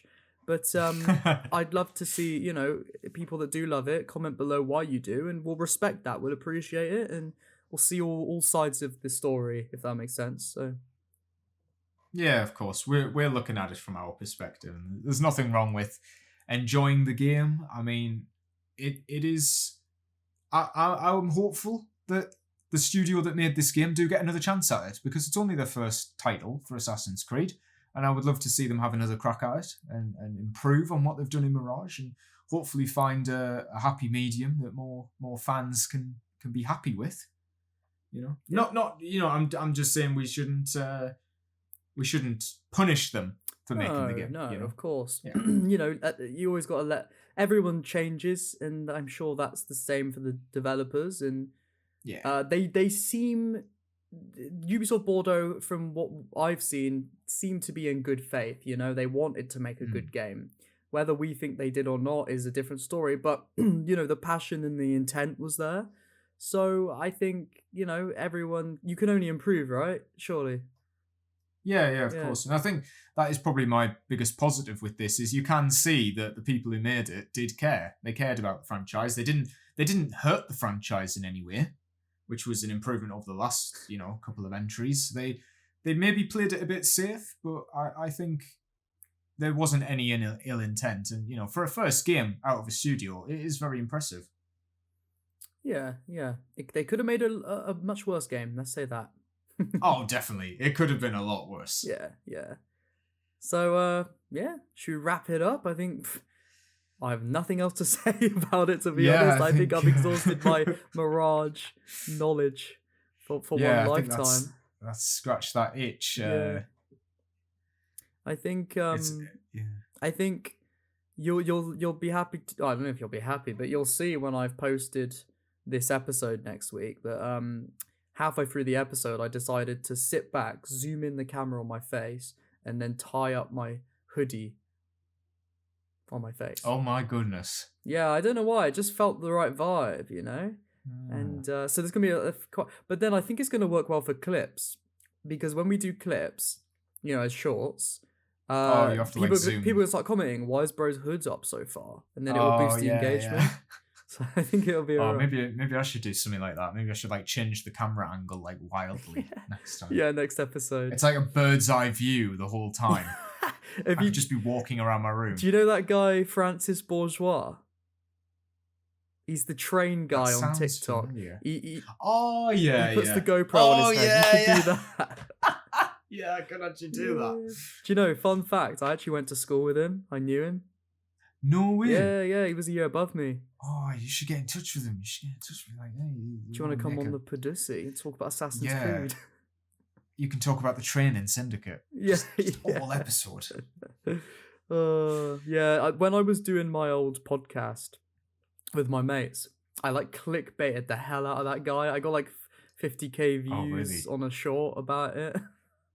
Where you're like, I went to school with Francis. It was actually worse than that because I went on a Oh, ski no. trip with him. Like when I was in year 8, I went on a ski trip with Francis Bourgeois. Oh shit! Is this another clip? No, but like his it wasn't him. I'll just say it now. It was not him. But his friends were massive dicks, and I've never been bullied in school, but on that ski trip, they bullied the fuck out of me. I'm not gonna lie. And yeah. I clickbaited saying like Francis Bourgeois bullied me on the ski trip. But then I would weave it into it was more his friends. But next episode we're gonna have to read the hate comments or something because I've still got the comment. Yeah. The hate comments are insane. It's just funny. That sounds we fun. could read that out loud maybe. But yeah. I don't know if we've properly signed off. Should we? Let's sign off. Let's sign it off. Do you want to do the outro? Yeah, let's go for it. Yeah. What do you think of Assassin's Creed Mirage? Let us know your thoughts down below. Don't forget to subscribe to the Podyssey YouTube channel and go and follow us over on Spotify. I uploaded last week's episode today, so I'm only 3 days behind. That's actually a record for me. So I'm proud of myself for that one. I also did the previous episode last week, so we're up to date. So yeah, go and follow us over there. Subscribe to our respective YouTube channels. That's at the Exile AC and at Willis Makes Movies. That's Willis Makes Movies. And yeah, we will see you on the next episode. Thank you, Wills. Oh, for fuck's sake. Nah, just joking. Love you guys. Goodbye. Podyssey I won't forget.